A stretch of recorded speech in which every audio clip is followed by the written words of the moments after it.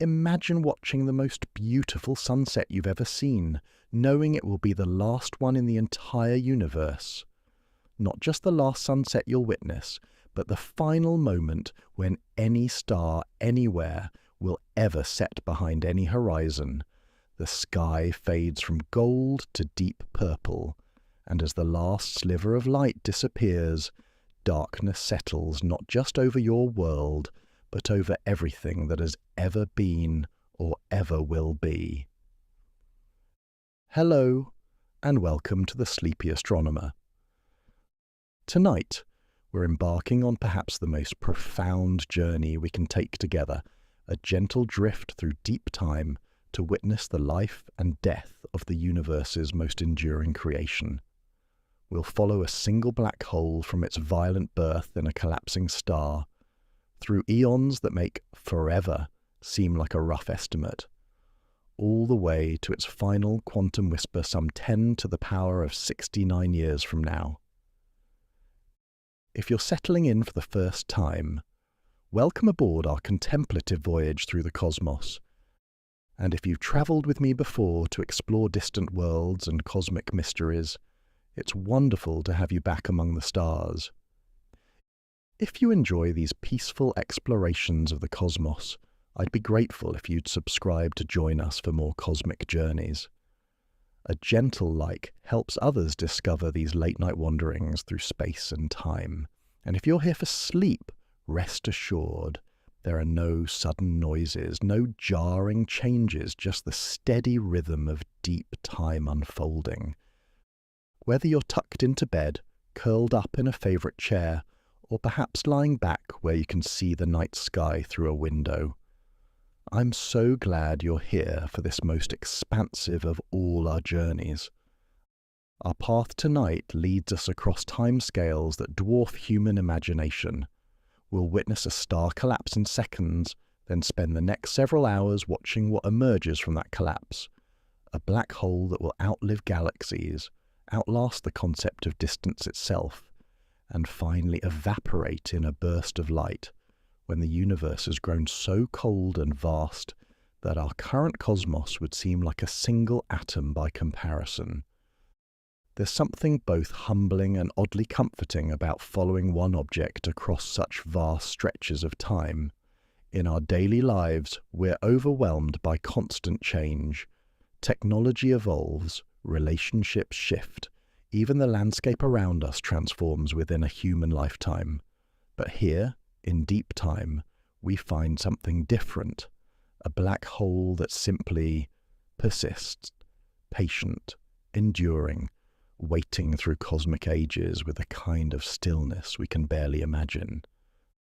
The black hole will become our companion tonight, not because it has consciousness or agency, but because in following its journey we find a thread connecting the universe's violent youth to its quiet old age. We'll watch it grow through rare meals of wandering stars. We'll see it slowly lose orbital energy through gravitational waves so gentle they'd take billions of years to detect. And we'll witness its final dissolution through a process so elegant, so beautifully quantum mechanical, that it reveals something profound about the nature of reality itself. Ancient philosophers wondered whether the world had a beginning, and if it did, whether it might also have an end.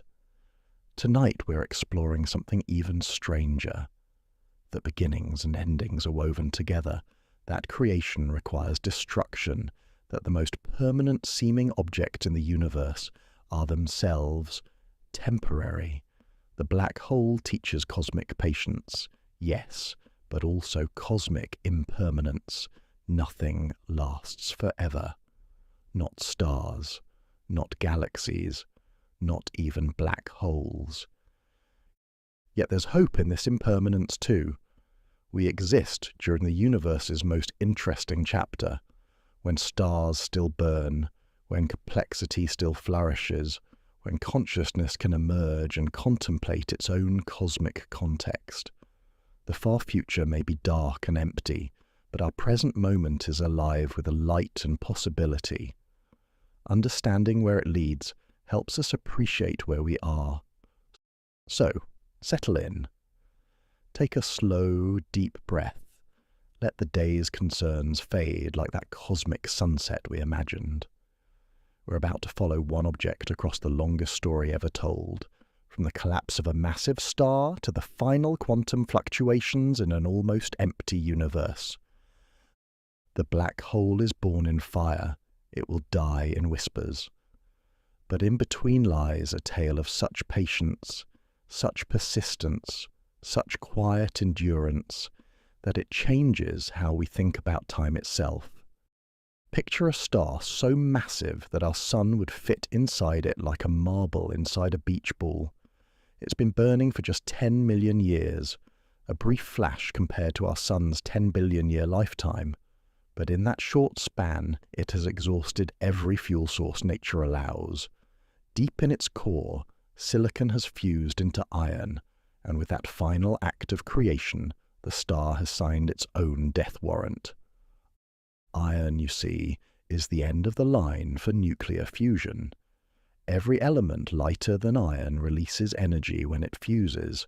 That's what keeps stars shining, the outward pressure of fusion balancing the inward pull of gravity. But iron?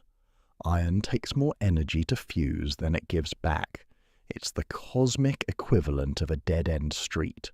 Once a star's core fills with iron, the nuclear fires that have burned for millions of years simply stop. And when they stop, gravity wins. The collapse happens fast, faster than you'd think possible for something containing 15 times the mass of our Sun. Within a single second, the core shrinks from something roughly the size of Earth to something the size of a city. Material falls inward at 70,000 kilometers per second, about 1/4 the speed of light. If you could somehow watch from a safe distance, you'd see the star's outer layers hanging there for a moment, as if uncertain what to do. Then they'd follow the core inward in a catastrophic implosion. For most massive stars, the core collapse rebounds. Neutrons, the particles that make up atomic nuclei alongside protons, can only be squeezed so tightly before they push back with a force called neutron degeneracy pressure. It's a quantum mechanical effect, the universe's way of saying this far and no further. The rebounding core sends a shock wave tearing through the star's outer layers, triggering a supernova explosion that briefly outshines 100 billion stars. But our star is different. It's so massive that not even neutron degeneracy pressure can halt the collapse. The core just keeps going, past the point where neutrons touch, past the point where space-time itself can remain flat. Within that single second of collapse, something profound happens. The core crosses the Schwarzschild radius, the point of no return where escape velocity exceeds the speed of light. A black hole is born. From the outside, the formation looks strange, almost gentle compared to the violence happening at the center. Because of the extreme warping of space-time, light from the collapsing star gets redshifted, stretched toward longer and longer wavelengths. The star appears to freeze at the edge of the black hole, growing dimmer and redder but never quite disappearing.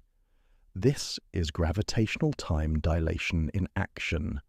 Time itself slows down near the event horizon, at least from our perspective watching from a safe distance. But from the perspective of the infalling matter, and this is where things get beautifully weird, there's no hesitation at all. The matter crosses the event horizon smoothly, inexorably, following the curved space-time like a ball rolling downhill. Once across, it continues falling toward the singularity at the center, though what falling means in such warped space-time becomes almost meaningless. The matter is still there in some sense, but causally disconnected from the rest of the universe. No information about what's happening inside can ever reach us. The black hole that emerges from this collapse contains about 25 times the mass of our Sun, all contained within an event horizon just 150 kilometres across. That's roughly the size of a large city, though calling it a size is a bit misleading. The event horizon isn't a physical surface, it's more like a boundary in space-time, the point past which all paths lead inward. You could, in principle, pass through it without feeling anything unusual. You just couldn't come back. The supernova explosion, and there is still an explosion, even though the core collapsed into a black hole, scatters the star's outer layers into space. Heavy elements forged in the star's core over millions of years, plus new elements created in the violence of the collapse itself, spread through the surrounding nebula: gold, platinum, uranium. Every element heavier than iron in your body right now was created either in the core of a massive star or in the moments of its death. We are, quite literally, made of dead stars. Some of those stars ended their lives by creating black holes just like this one. Around our newborn black hole, a disk of debris begins to form, material from the exploded star that didn't quite escape, plus gas and dust from the surrounding nebula.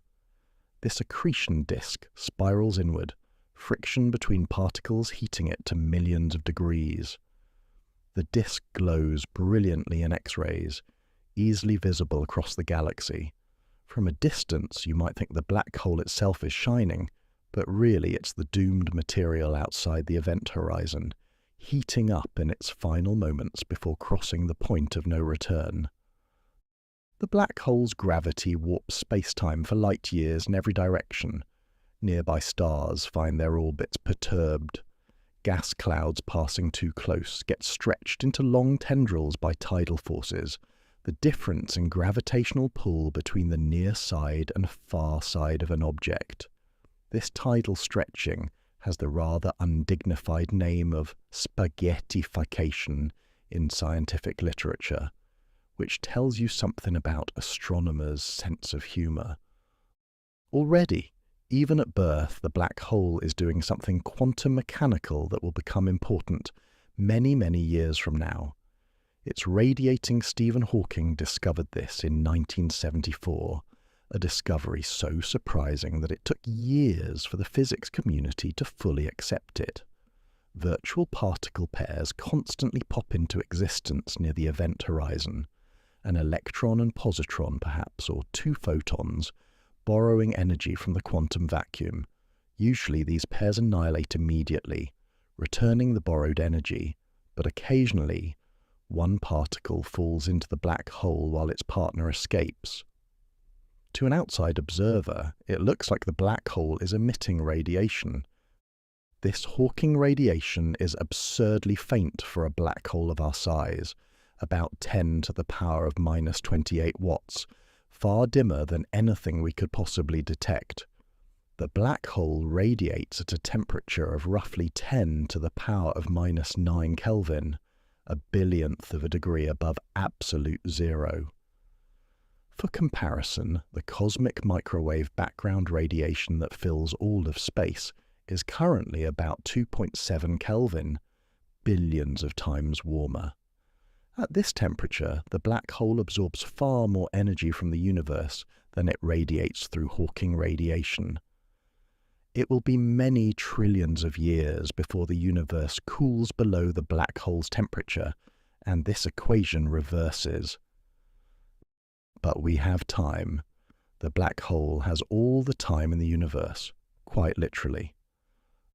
Around the black hole, the galaxy continues its normal business. Stars are forming at a rapid rate. This is 4 billion years after the Big Bang. Still the universe's youth. Other massive stars are collapsing into black holes. Smaller stars are living their longer, quieter lives. The galaxy itself is probably going to collide with another galaxy in a few 100 million years, triggering a burst of new star formation. Our black hole, though, isn't going anywhere quickly. It drifts through the stellar traffic jam of the galaxy's inner regions, occasionally passing near other massive objects, neutron stars, other black holes, dense molecular clouds. These gravitational interactions slowly change its orbit, gradually spiraling it inward toward the galactic center, where a supermassive black hole, millions of times more massive than our own, anchors everything with its gravity. This inward migration will take hundreds of millions of years. The black hole is patient. It has just been born, but it will outlast everything around it. The stars currently shining nearby will die long before our black hole shows any signs of age. The galaxy itself will merge with others, transform, evolve. Eventually, every star will burn out, but the black hole will remain, a permanent memorial to the massive star that gave it birth. Or rather, permanent in the way that anything in an evolving universe can be permanent, which is to say, not forever, but close enough that the difference barely matters. For now, though, at this beginning of its story, the black hole simply exists. Warping space-time, accreting matter, growing slowly, waiting with the patience that only truly timeless objects can achieve. 500 million years have passed since our black hole's birth, a span of time that would see entire civilizations rise and fall on Earth, though Earth itself won't exist for another 9 billion years.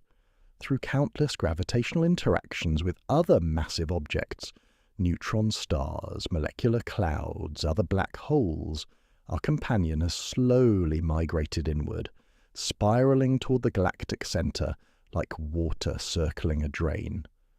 But this is no simple journey. It's a gravitational dance spanning light years, a slow waltz measured in millions of years between steps. The galactic center is a very different place from the quiet stellar suburbs where our black hole was born. Here, stars are packed thousands of times more densely than in our sun's neighborhood. If Earth orbited a star in the galactic core, the night sky would contain thousands of stars bright enough to read by. There would barely be a concept of night at all, just a gentle dimming as some stars set while others rise. At the absolute center sits a monster, a supermassive black hole containing 100 million times the mass of our sun. Our black hole, by comparison, is a minnow swimming near a whale.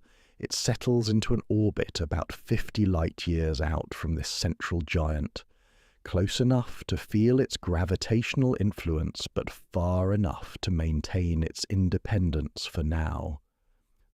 This is the universe's golden age, what astronomers call the stelliferous era, when star formation happens at rates that would seem extravagant to anyone observing from our current, more sedate cosmic epoch. The supermassive black hole at the galactic center is actively feeding, matter spiraling into it at a tremendous rate, heating up through friction until it blazes brighter than all the galaxy's stars combined.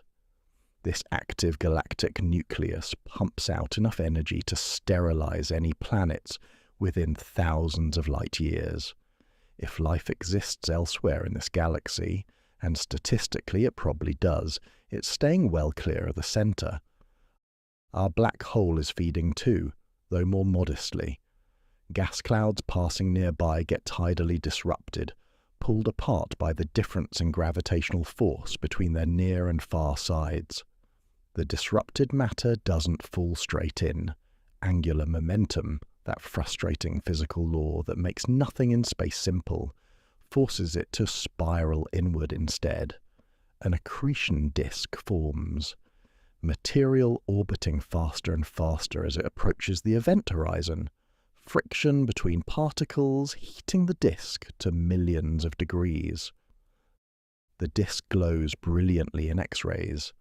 If you could see X-rays with your eyes, our black hole would appear as a bright point surrounded by a swirling blue-white disk, with jets of material occasionally shooting out perpendicular to the disk's plane. These jets are one of astronomy's more spectacular phenomena. Matter accelerated to nearly the speed of light, by complex interactions between the accretion disk and the black hole's magnetic field. The jets can extend for thousands of light years, visible across intergalactic distances. Every year, our black hole consumes mass equivalent to Jupiter, not the planet Jupiter itself, obviously, but that much mass. Over the 500 million years since its birth, it has grown from 25 solar masses to about 35. Its event horizon has expanded from 150 kilometers across to 200. This might seem like slow growth, and it is, but patience is what black holes do best.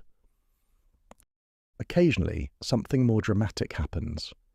A star wanders too close, not close enough to be captured whole, but close enough for tidal forces to tear it apart. Astronomers call these tidal disruption events, which is the kind of understated naming that makes you appreciate scientific terminology.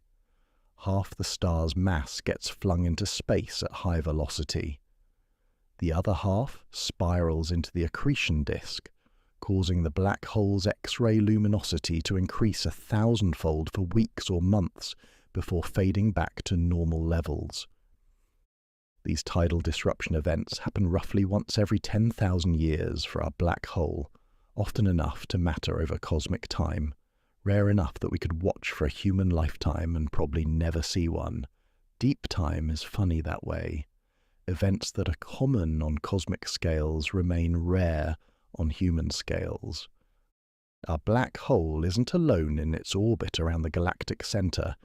It's part of a binary system with another stellar mass black hole, the two orbiting their common center of mass at a distance of about 100 astronomical units, 100 times the distance between Earth and Sun. Their orbital period is roughly 10,000 years, which means if they could somehow maintain consciousness and memory, they'd experience a year, lasting longer than all of recorded human history. These two black holes are slowly spiraling inward toward each other, losing orbital energy through gravitational wave emission. This is Einstein's general relativity in action. Accelerating masses create ripples in space-time that carry away energy. For orbiting black holes, these ripples are extraordinarily weak by everyday standards, but relentless over cosmic time. Eventually, in about 5 billion years, the two black holes will merge in a violent coalescence that releases more power than all the stars in the observable universe combined, though only for a fraction of a second. The gravitational waves from that merger will ripple out across the universe at the speed of light, stretching and squeezing space-time by amounts so tiny that detecting them requires some of the most sensitive instruments humans have ever built. In our current epoch, facilities like LIGO and Virgo detect these mergers from billions of light-years away, using laser interferometry to measure space-time distortions smaller than the width of a proton. It's deeply satisfying that we can observe something so violent from so far away with such precision, though the black holes themselves neither know nor care about our detection efforts. Around our black hole, the galaxy continues evolving. Stars are forming in giant molecular clouds, living out their lives and dying in supernovae that seed the interstellar medium with heavy elements. Each generation of stars is slightly more metal-rich than the last, and by metal, astronomers mean anything heavier than helium, which is a linguistic quirk that annoys chemists but works fine for astrophysics. Planets are forming around many of these stars. Some of those planets are probably in the habitable zone, at the right distance for liquid water. Life might be emerging on some of them right now, though right now is a tricky concept when talking about events separated by tens of thousands of light years. The black hole surroundings are active, dynamic, connected. This is what the universe looks like when it's young and energetic. Stars everywhere, forming, burning, dying, scattering their ashes for the next generation. The cosmic background radiation is still warm, about 10 degrees Kelvin, well below the freezing point of water, but positively toasty compared to the 2.7 degrees it will be in our current era, and incomparably warm compared to the near absolute zero temperatures of the far future we'll eventually reach. If you could hover near our black hole's accretion disk, impossibly, magically, with perfect protection from the radiation and tidal forces, you'd see one of the most spectacular views in the universe above you. The galaxy spreads out like a vast spiral of light, hundreds of billions of stars creating a river of illumination across the sky. Below you, the accretion disk swirls in shades of blue and white, though your eyes would see it as invisible X-rays without special equipment. Behind you, the central supermassive black hole creates a region of gravitational lensing, where space-time curves so severely that you'd see multiple distorted images of the same stars, gravity bending light around it like water flowing around a stone. And beneath all of this visible drama, something subtle continues. The Hawking radiation we mentioned earlier, still absurdly faint, still negligible compared to the energy the black hole is absorbing from its surroundings, but it's there, constant, patient, waiting for the universe to cool to the point where it matters. In 10 to the power of 69 years, this quantum whisper will be the loudest thing about our black hole. For now, it's barely a footnote. Time accelerates around us. 10 billion years pass in the span of a breath. Our black hole and its companion have merged, the collision releasing a burst of gravitational waves that propagates outward at light speed, carrying the news of their union to anyone who might be listening. The merged black hole contains 60 solar masses, slightly less than the sum of the two originals, the difference having been converted to pure energy, according to E equals mc squared, and radiated away as gravitational waves. The event horizon has grown to 350 kilometers across. The black hole has found a stable orbit around the galactic center, orbiting alongside millions of other stellar remnants in the complex gravitational dance of the core. It continues to accrete matter, though more slowly now. The galaxy's star formation rate has peaked and begun its long decline. The brightest, most massive stars, the ones that live fast and die young, have already burned through their nuclear fuel. What remains are increasingly smaller, cooler, longer-lived stars. The universe is entering middle age. The wild, explosive youth is ending. Things are beginning to quiet down.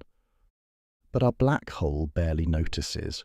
To something that will exist for 10 to the power of 69 years, the difference between the universe at 10 billion years old and 20 billion years old is negligible.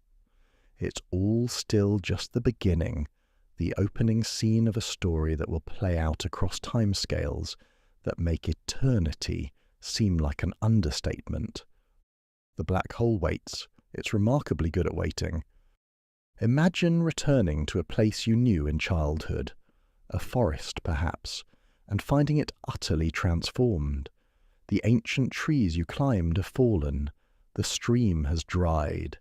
Even the quality of light seems different, dimmed as if the sun itself has grown weary. This is the galaxy our black hole has known for 100 trillion years, now entering its twilight. 100 trillion years. Let's sit with that number for a moment. The universe is currently 13.8 billion years old. That's 13,800,000,000 years, which already feels incomprehensible. But 100 trillion years is more than 7,000 times longer than the entire history of the universe so far. If the universe's current age were compressed into a single year, we'd now be talking about a 0.7 thousand years in the future. All of recorded human history, every empire, every discovery, every love story, happens in the first few seconds of January 1st, and we're now in the year 7000 something. Deep time is strange that way. Our intuitions completely fail. The stelliferous era, the age of stars, is ending. Star formation has essentially ceased. The last giant molecular clouds collapsed into stars trillions of years ago. There's no more raw material for new stars, no more gas clouds dense enough and cold enough to collapse under their own gravity. The existing stars, aging populations all, are gradually winking out. The massive blue stars, the ones that burn brightest and hottest, exhausted their fuel billions of years ago. Even sun-like yellow stars, which can burn for 10 billion years, have all ended. They expanded into red giants, puffed off their outer layers as planetary nebulae, and collapsed into white dwarfs, Earth-sized embers slowly cooling in the darkness. Most of those white dwarfs have cooled so much by now that they emit almost no visible light at all, just a faint glow in the infrared. Eventually they'll become black dwarfs, cold, dark spheres of crystallized carbon and oxygen, stellar tombstones marking where stars once lived. What remains are the red dwarfs, the universe's misers. These are small stars, just barely massive enough to sustain hydrogen fusion, burning their fuel so slowly and efficiently that they can last for trillions of years. They're the last lights left on at the cosmic party, and even they are starting to flicker out. Red dwarfs are fascinating in their own quiet way. They're fully convective, meaning their interiors are constantly mixing, bringing fresh hydrogen from the outer layers down into the core where fusion happens. This is remarkably efficient. It's like having a car that can somehow use every molecule of gasoline in the tank. A sun-like star only fuses the hydrogen in its core, leaving the outer layers untouched. Red dwarfs fuse it all, wringing every possible erg of energy from their mass. But even perfect efficiency has its limits. The red dwarfs that formed 100 trillion years ago are now exhausting their fuel. They dim gradually, their surface temperatures dropping from 3,500 Kelvin to 3,000 to 2,500, glowing dimmer and redder like cooling embers. Eventually the fusion stops. The star contracts, heats briefly, then begins the long, slow fade into darkness. There's no red giant phase for red dwarfs. They're too small for that particular bit of stellar drama. They just stop and start cooling. This is happening millions of times across the galaxy over a span of trillions of years. Each extinction is quiet, unremarked, witnessed by nothing. The universe is learning what endings look like when there's no one left to mourn them. Let's take inventory of what remains in our galaxy. White dwarfs, perhaps 100 billion of them, most cool to below 50 Kelvin, colder than any place on Earth, but still warm compared to what's coming. They're essentially crystals now, their carbon and oxygen atoms locked into a solid lattice by the intense pressure of their own gravity. Diamond-like stellar cores drifting through space, slowly radiating away their remaining heat into the void. Neutron stars, around 100 million of them, spinning silently in the dark.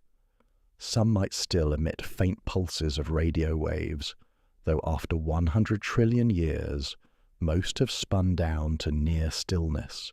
They're even denser than white dwarfs. A teaspoon of neutron star material would weigh as much as a mountain on Earth. Their crusts are solid lattices of iron nuclei. Their interiors are superfluid neutrons, and their cores might contain exotic forms of matter that we can only theorize about. Black holes, roughly 100 million stellar mass ones like our companion, plus that supermassive giant at the galactic center. These are the true survivors, the objects that will outlast everything else by incomprehensible margins. brown dwarfs, perhaps 500 billion of them, failed stars that never quite achieved fusion, slowly cooling since their formation. They've been around for so long that even the deuterium fusion that briefly warmed some of them in their youth has long since ended. They're frozen gas giants now, barely warmer than the space around them. Rogue planets, trillions of them ejected from their original solar systems through gravitational interactions or orphaned when their parent stars died. They drift alone through the darkness, frozen worlds with no sun to orbit, no warmth to sustain them. If Earth somehow survived to this era, it would be one of these, a frozen ball of ice and rock, its oceans solid to the core, its atmosphere collapsed into dry ice on the surface, tumbling through the void with no destination.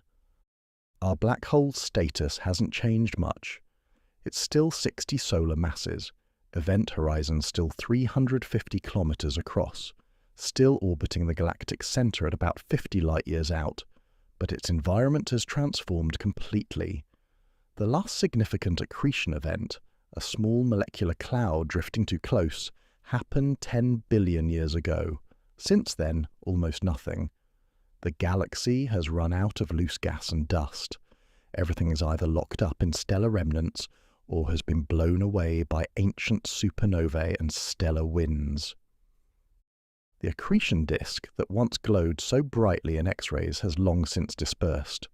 The black hole is dark now, truly black, detectable only by its gravitational effect on anything that passes nearby, which increasingly is nothing. The stellar density has decreased dramatically over 100 trillion years. Close gravitational encounters between objects became rarer and rarer until they essentially stopped. Stars and stellar remnants have settled into stable orbits, the chaotic mixing of the early galaxy replaced by a kind of frozen-in order. Dark energy, that mysterious force driving the universe's accelerating expansion, has been working this whole time. Galaxy clusters that were once gravitationally bound to each other have been pushed apart by the expansion of space itself. The Andromeda Galaxy, which in our current era will eventually collide with the Milky Way, is long gone, merged and dispersed so many times that the concept of individual galaxies has become almost meaningless. Our black hole's galaxy, or what remains of it, is now an isolated island in an expanding ocean, separated from other galaxy remnants by distances so vast that light would take trillions of years to cross them. The view from near our black hole, if viewing were somehow possible, would be profoundly different from what we described in the last chapter. No bright galactic disk spreads overhead. No thousands of stars create a river of light across the sky. Just darkness, punctuated by occasional faint red points. The last red dwarfs, still burning but barely like candles in a vast cathedral. Even these are scattered thinly enough that you'd need a telescope to see most of them. The cosmic microwave background radiation, that afterglow of the Big Bang, has cooled to about 0.001 Kelvin by now. It's still there, still filling all of space, but so cold and redshifted that it's essentially undetectable. The universe's ambient temperature is approaching absolute zero, though it will never quite get there. Quantum mechanics forbids it. And still, beneath all this dying and cooling, the Hawking radiation continues. Our black hole is still radiating at about 10 to the power of -9 Kelvin, still losing mass at a rate of roughly 10 to the power of -27 kilograms per second. Still so far from evaporation that the word negligible barely captures it. The evaporation timescale for our black hole is about 10 to the power of 69 years. We're at 10 to the power of 14 years. The black hole hasn't even started its journey yet. Not really. So let's watch one red dwarf die, the last one in our black hole's immediate vicinity. It's been burning for 10 trillion years, remarkable longevity by any standard. Its mass is about 0.08 times that of the Sun. Any smaller, and it wouldn't have achieved fusion at all. For 10 trillion years, it has steadily fused hydrogen into helium, mixing its interior thoroughly, using every atom of fuel available to it. Now finally, the hydrogen is exhausted. The fusion reactions in the core sputter and cease. Without the outward pressure of fusion to counterbalance gravity, the star contracts slightly. This contraction releases gravitational potential energy, briefly heating the core, but there's no more hydrogen to fuse and the star isn't massive enough to fuse helium. The heating is temporary, a last gasp. Within a few million years, practically instantaneous on these timescales, the star has settled into its final configuration, a white dwarf, cooling. This scene repeats millions of times across the galaxy over the next 10 trillion years. One by one, the last lights go out. The intervals between extinctions grow longer as the remaining red dwarfs become scarcer. Eventually, perhaps around 10 to the power of 15 years after the Big Bang, the very last red dwarf in the galaxy sputters out. No one is there to see it. There are no observers left. If there ever were any, they died trillions of years earlier. The star simply stops burning, starts cooling, and joins the 100 billion white dwarfs already scattered through the galactic graveyard. The stelliferous era, which lasted 100 trillion years, is over. Our black hole has outlived every star in its birth galaxy. It has outlasted the concept of starlight itself. The universe is entering a new era, what cosmologists call the degenerate era, when matter is supported not by fusion or thermal pressure, but by quantum degeneracy pressure, the same effect that keeps white dwarfs and neutron stars from collapsing.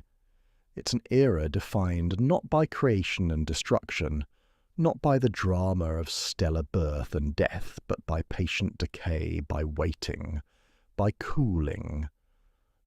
The galaxy is now a population of dead stars, slowly cooling, slowly fading, slowly dispersing. Occasionally, two white dwarfs will pass close enough to gravitationally interact. One might steal matter from the other, or they might spiral together and merge. If their combined mass exceeds 1.4 solar masses, the Chandrasekhar limit, the white dwarf will collapse, triggering a carbon detonation. For a few weeks, one last Type Ia supernova will briefly illuminate the dead galaxy, a final burst of light in the darkness before it too fades. These events become rarer and rarer. After 10 to the power of 20 years, perhaps, they've essentially stopped. The galaxy, what's left of it, settles into a kind of frozen equilibrium. Objects in stable orbits stay in stable orbits. Objects that were ejected continue drifting outward. Everything cools, everything darkens, everything gradually becomes more uniform. The black hole continues its orbit, unchanged, patient, waiting for its own story to begin in earnest. To a black hole with a lifetime of 10 to the power of 69 years, the death of the last star is not an ending, it's barely even a transition, it's just another moment in a story so long that moments themselves begin to lose meaning. The darkness deepens, the silence grows, and the waiting continues. We enter the degenerate era, not degenerate in a moral sense, but a physics term describing matter supported by quantum degeneracy pressure rather than thermal pressure or fusion. This is an era defined by cooling remnants, by waiting, by the patient work of thermodynamics, gradually equalizing all temperatures across the expanding void. If the universe's history so far were a single day, we've just passed midnight. The party ended hours ago. The guests have gone home. Now comes the long quiet of the early morning hours, except this morning will last not until dawn, but for a span of time so vast that calling it morning seems almost insulting to its patience. To understand where we are, let's review the journey. The Big Bang happened 100 trillion years ago. Star formation began after just 100 million years. Peak star formation occurred between 3 and 10 billion years. Our Sun formed at 9 billion years. The Earth's present day, the era of human civilization, occurred at 13.8 billion years. The last sun-like stars died at 10 trillion years. The last red dwarfs faded at 100 trillion years. And now we're entering deep time proper.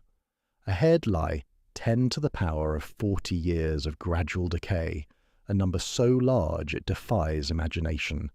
That's a 1 followed by 40 zeros. If you wrote out the number of years at 1 digit per second, it would take you over a minute just to write the number itself. And that's merely how long this era lasts, not how long until the black hole evaporates. What exists now in this quiet galaxy? White dwarfs, where electron degeneracy supports them against gravity. Neutron stars, where neutron degeneracy does the same black holes. Nothing supports them, because they are gravity. Brown dwarfs that never achieved fusion, slowly cooling. Black dwarfs, white dwarfs cooled below visibility, and rogue planets, frozen worlds drifting through darkness. These are the cosmic remnants, the artifacts of a more energetic age. If galaxies were civilizations, these would be the pottery shards archaeologists find millennia later, evidence that something once thrived here. Let's understand what a white dwarf actually is. It contains roughly 1 solar mass compressed into Earth's volume. Imagine our Sun, which could fit over 1 million Earths inside it, squeezed down until it's Earth-sized. The density becomes so extreme that a teaspoon of white dwarf material would weigh about 5 tons. You could fit a pickup truck's worth of white dwarf matter into your hand, if your hand could somehow avoid being immediately pulled into the object by its intense gravity. At these densities, normal atomic structure breaks down. Atoms are mostly empty space. The nucleus is like a marble in a football stadium, with electrons orbiting somewhere in the bleachers, but squeeze hard enough, and that empty space disappears. Electrons get pushed closer and closer together until quantum mechanics objects. The Pauli exclusion principle says no 2 electrons can occupy the same quantum state, the same position with the same spin and energy. It's like musical chairs, except the music never stops and electrons absolutely refuse to share seats. This refusal creates pressure, electron degeneracy pressure, strong enough to hold up a star's weight. Here's the remarkable part. This pressure doesn't depend on temperature. Heat the white dwarf, cool it down, doesn't matter. The electrons are packed so tightly that temperature becomes almost irrelevant.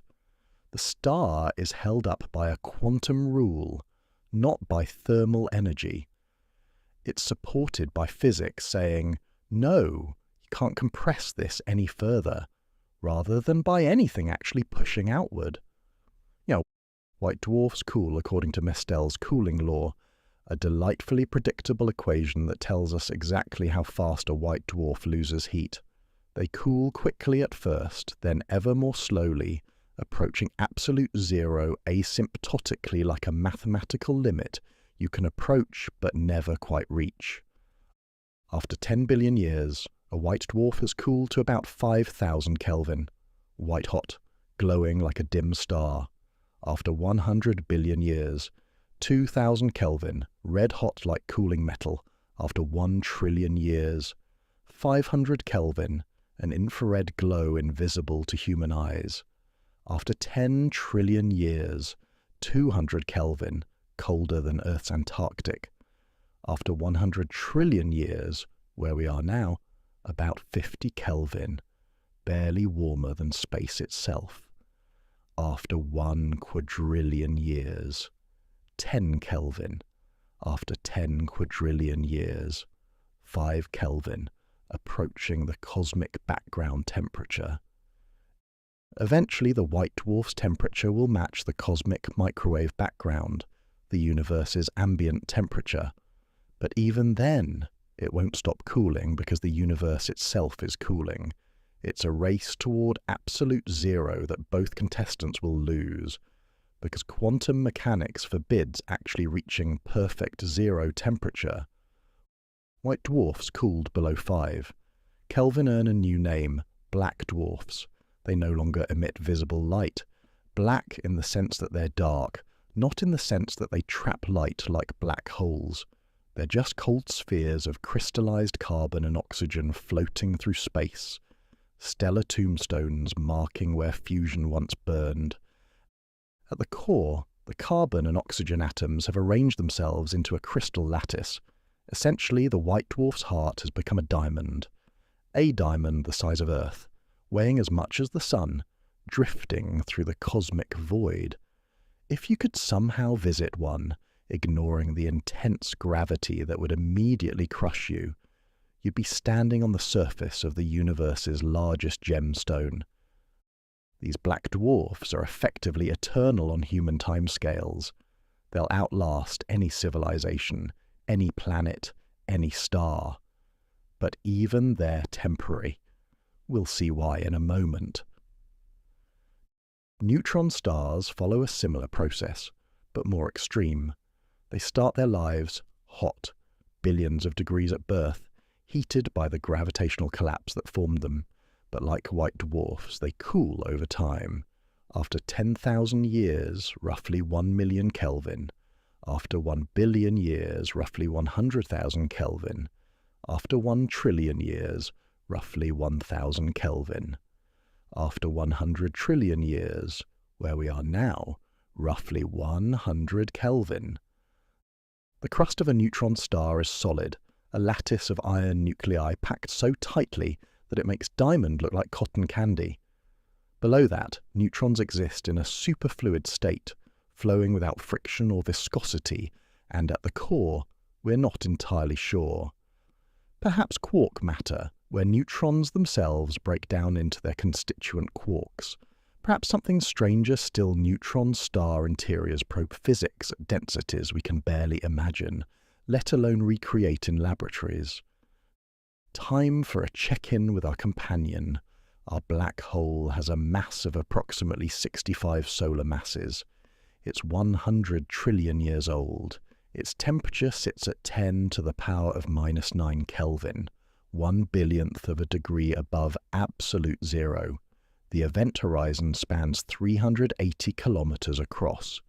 Its last accretion event occurred roughly 50 billion years ago. Hawking radiation continues at a negligible rate, about 10 to the power of -28 watts. The black hole waits. If it had consciousness, which it doesn't, it might notice how quiet things have become. Once, this galaxy buzzed with activity, stars exploding, gas clouds colliding, planetary systems forming. Now, silence. The occasional stellar remnant drifts past, but most are long gone, ejected into intergalactic space through gravitational interactions. The black hole's existence has become almost meditative in its stillness. It simply is, warping space-time by its presence, patient beyond measure. Even in this dead galaxy, objects still move. Stellar remnants orbit the galactic center in elliptical paths, their velocities determined by gravitational interactions billions of years past. Occasionally, perhaps once every few million years, two objects pass close enough for a gravitational encounter. They don't collide. Exactly, space is vast, and these objects are small, but gravity reaches across the void. When two stellar remnants have a close encounter, they exchange energy through what physicists call a gravitational slingshot. One object gains orbital energy, speeds up, moves to a higher orbit. The other loses energy, slows down, sinks lower. Over countless encounters spanning trillions of years, some objects gain enough energy to escape the galaxy entirely. Others lose enough to spiral inward toward the center. The galaxy is evaporating, one object at a time, like water molecules escaping from a puddle. The puddle doesn't empty quickly. It takes 10 to the power of 19 years for most of a galaxy to evaporate. But the process is inexorable. Rare but dramatic events still occur. Imagine two white dwarfs whose orbits have slowly decayed over trillions of years. They spiral toward each other, drawn by gravity, their motion generating gravitational waves that carry away orbital energy. Eventually, after a dance lasting longer than the current universe has existed, they touch. If their combined mass exceeds the Chandrasekhar limit, 1.4 solar masses, the maximum weight electron degeneracy pressure can support, something remarkable happens. The carbon in their cores ignites in a runaway fusion reaction. It's a type Ia supernova, a thermonuclear explosion that briefly blazes with the light of billions of stars. For weeks, this single event outshines everything else in the galaxy. Of course, there's nothing else shining in the galaxy at this point, so that's not saying much. The light radiates outward into the void, visible across nothing, because there's nothing out there to see it. No observers, no planets with astronomers, no civilizations wondering at the sudden light. The explosion leaves behind either a neutron star or, if enough mass remains, a black hole. Our black hole has witnessed millions of these events over its lifetime, each one a brief candle in the darkness, then silence again. These collisions happen roughly once per galaxy per billion years at this point, rare events in an era where event itself has become a rare concept. The failed stars, brown dwarfs, are also cooling. These are objects that never quite made it to starhood, too massive to be planets, but too small to sustain hydrogen fusion. Their masses range from about 13 to 80 Jupiter masses. Some might have briefly fused deuterium in their youth, enjoying a few million years of warmth. But that ended trillions of years ago. Now they're frozen gas giants, composed primarily of hydrogen and helium, their temperatures approaching absolute zero. Over unimaginable timescales, even the quantum motion of their atoms is settling down. They're gradually approaching a crystalline state themselves. Solid hydrogen, if such a thing can exist at these pressures and temperatures. Brown dwarfs occupy a strange middle ground in the cosmic census. Not quite planets, not quite stars. They're the universe's could-have-beens, objects that almost achieved fusion but fell just short. In a poetic sense, they're reminders that not everything reaches its potential, and that's okay. They exist anyway, patient and cold, drifting through the dark. Now we come to a question that particle physics brings to cosmology. The standard model of particle physics, our best theory of how fundamental particles behave, suggests protons are stable forever. A proton, the nucleus of hydrogen, should last eternally. But the standard model isn't complete. We know it doesn't include gravity, doesn't explain dark matter, doesn't account for several cosmic mysteries. Grand unified theories, attempts to merge the fundamental forces into a single framework, predict protons might not be stable after all. They might decay, just incredibly slowly. The proposed half-life is around 10 to the power of 34 years. We're currently at roughly 10 to the power of 14 years, 100 trillion years into cosmic history. Proton decay, if it happens, won't become relevant for another 10 to the power of 34 years. That's a time span so vast that our current age of 10 to the power of 14 years is to it what 1 second is to 300 trillion years. experiments of search for proton decay. Physicists have watched enormous tanks of ultra-pure water waiting for a single proton to spontaneously fall apart. So far, nothing. Either protons are stable, or their half-life is even longer than predicted. But if protons do decay, everything changes. If protons eventually decay, then atoms themselves are temporary. Hydrogen atoms, a proton and an electron, would slowly fall apart. Neutrons bound in atomic nuclei would decay. White dwarfs made of carbon and oxygen atoms would gradually evaporate like morning dew. Neutron stars would dissolve into radiation, their neutrons decaying one by one. Matter, as we understand it, atoms, nuclei, the stuff that makes up planets and people and stars, becomes a temporary phase in cosmic evolution. Eventually, the universe would contain only black holes, electrons, positrons, photons, and neutrinos. A thin fog of particles and radiation, growing ever more dispersed as space expands. Only black holes would remain immune. Once matter crosses the event horizon, it's sealed away from the outside universe. Proton decay can't extract it.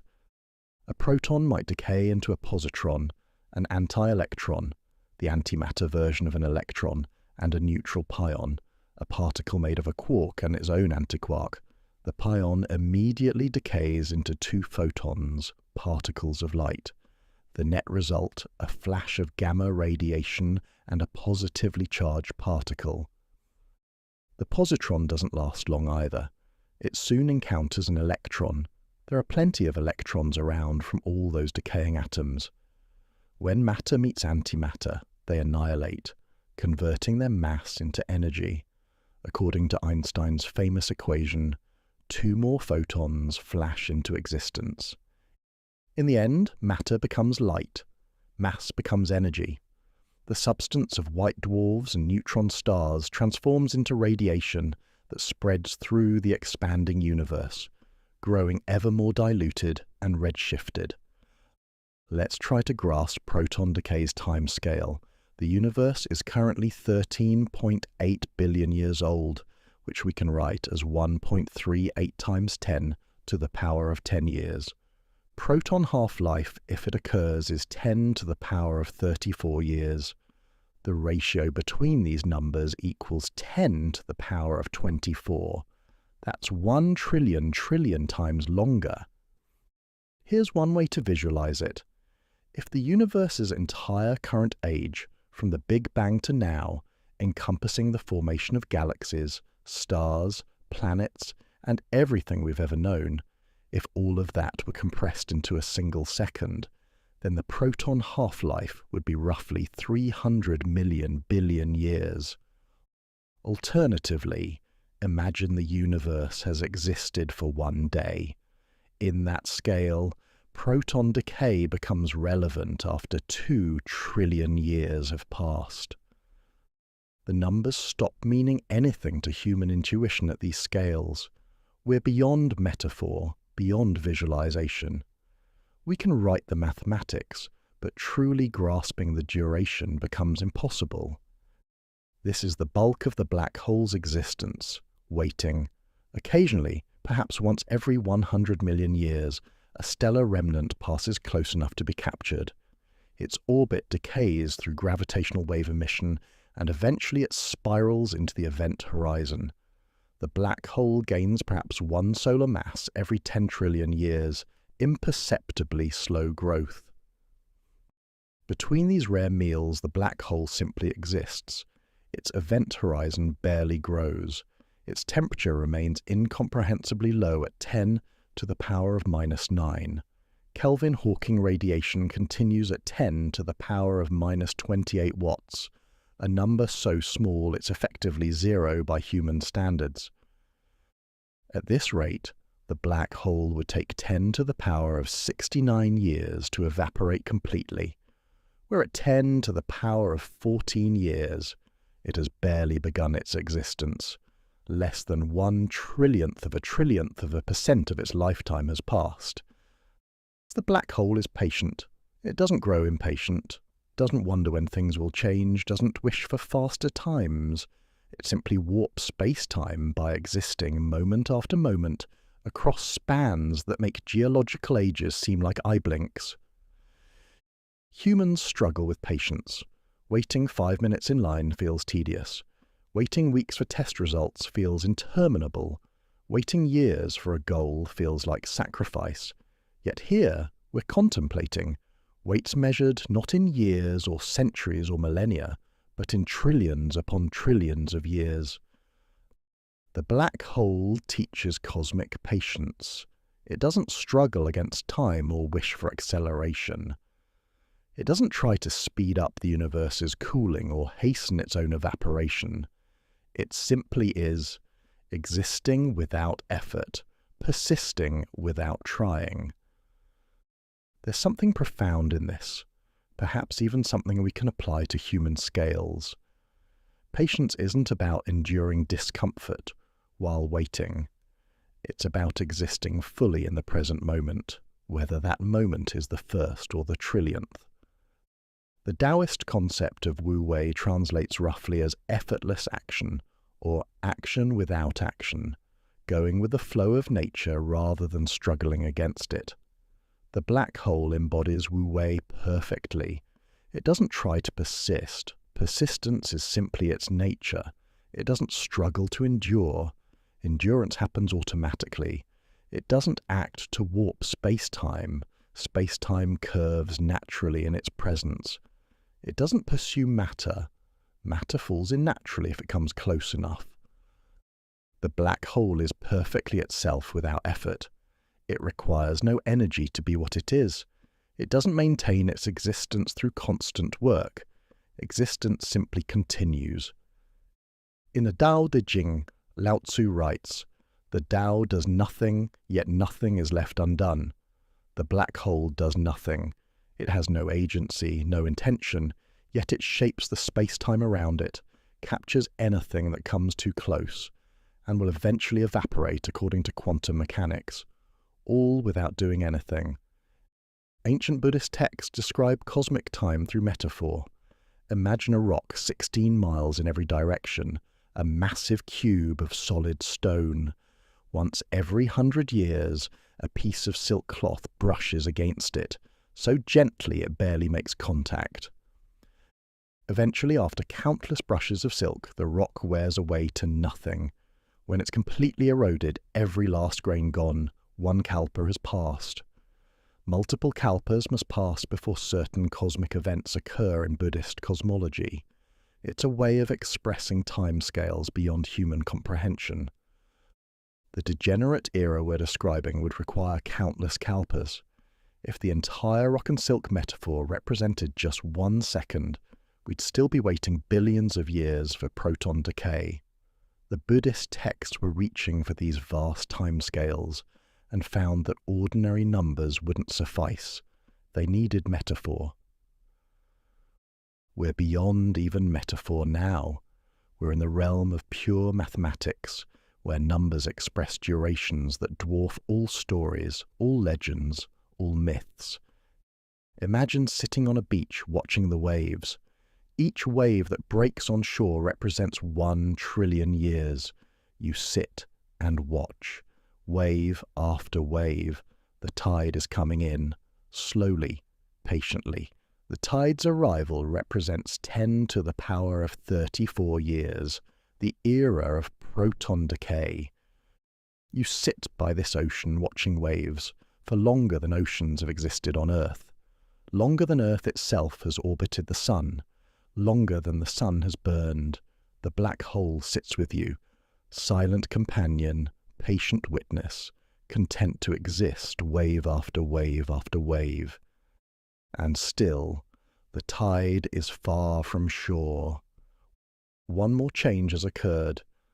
The cosmic microwave background radiation, the afterglow of the Big Bang itself, has continued cooling.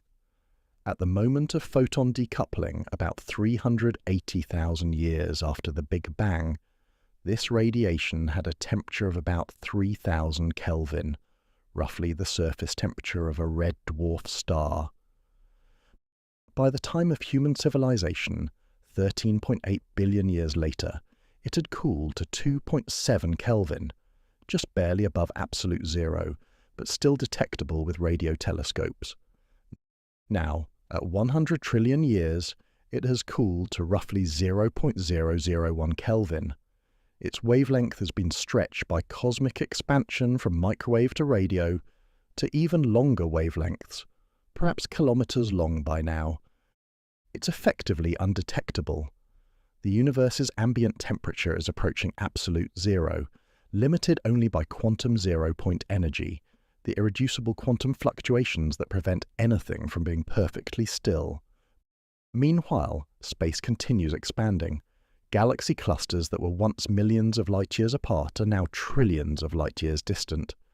The galaxies we could once observe with telescopes, thousands of them, millions of them, have receded beyond the cosmic horizon. Their light, redshifted by expansion, has been stretched to infinite wavelength. Each galaxy is now alone in its observable universe. The only objects visible are those gravitationally bound, objects whose mutual gravity is strong enough to overcome cosmic expansion.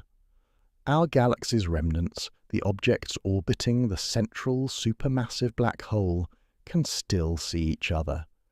Everything else has disappeared beyond an observational boundary called the cosmic event horizon. The distance to the nearest other galaxy, if we could somehow observe it, which we can't, has grown to billions of light-years and continues increasing. That galaxy is receding faster than light can travel, not because it's moving through space that fast, but because space itself is expanding between us. The observable universe is shrinking. Objects cross the cosmic event horizon and vanish from view, never to be seen again. Our black hole orbits through this dead galaxy, a graveyard keeper in a cemetery where even the tombstones are fading. The white dwarfs are cooling, approaching the temperature of space itself. The neutron stars are silent, their rotation slowed by magnetic braking over trillions of years. Brown dwarfs drift in the dark, frozen solid. Occasionally, our black hole passes near one of these remnants. More rarely still, something falls in, providing a brief meal, but these encounters are becoming increasingly uncommon. The galaxy is dissolving through gravitational interactions, its remnants being flung one by one into intergalactic space. Soon in cosmic terms, meaning in another 10 to the 19th power years or so, our black hole will find itself truly alone. The only remaining resident of a structure that once held 100 billion stars, now reduced to a small cluster of objects huddled around a supermassive black hole. The age of isolation approaches. Picture an island after the ocean has risen. At first, the island shrinks, beaches disappear, cliffs erode. Eventually only the highest peak remains above water, then that too submerges, and the ocean holds no memory that land was ever there. This is happening to our galaxy, but instead of water rising, it's dark energy that's stretching space itself, until every object becomes an island universe, alone in an ocean too vast to cross. Through gravitational interactions spanning trillions of years, the galaxy has been slowly evaporating. Close encounters between stellar remnants, white dwarfs passing neutron stars, brown dwarfs crossing paths with black holes, transfer energy through gravitational slingshots. Some objects gain energy, some lose it. Those that gain enough energy escape the galaxy entirely, flung into intergalactic space like molecules evaporating from water. Those that lose energy spiral inward toward the galactic center, caught in tighter and tighter orbits. The mathematics of galaxy evaporation tells us the timescale. For a galaxy like ours, the relaxation time, the time required for most objects to either escape or fall to the center, is roughly 10 to the power of 19 years, 10 billion years. By 10 to the power of 20 years, about 90% of the galaxy's stellar remnants have been ejected. They now drift through intergalactic space, separated by distances so vast that they'll never encounter another object for the remainder of cosmic time, truly alone in the expanding void. What remains after evaporation? At the galactic center, the supermassive black hole still anchors the structure. 100 million solar masses, its gravitational influence extending for light years around it. A tight cluster of stellar remnants orbits within 1/10 of a light year. A few hundred objects total, including our black hole. These orbit too tightly to be ejected. They're bound to the supermassive hole by gravity too strong to break. They will remain here, slowly spiraling inward through gravitational wave emission until eventually, in 10 to the power of 32 years, they merge with a central giant. Our black hole status at this point in cosmic history, mass of approximately 70 solar masses, having grown slowly through rare accretion events age, roughly 10 to the power of 19 years, 10 billion years old.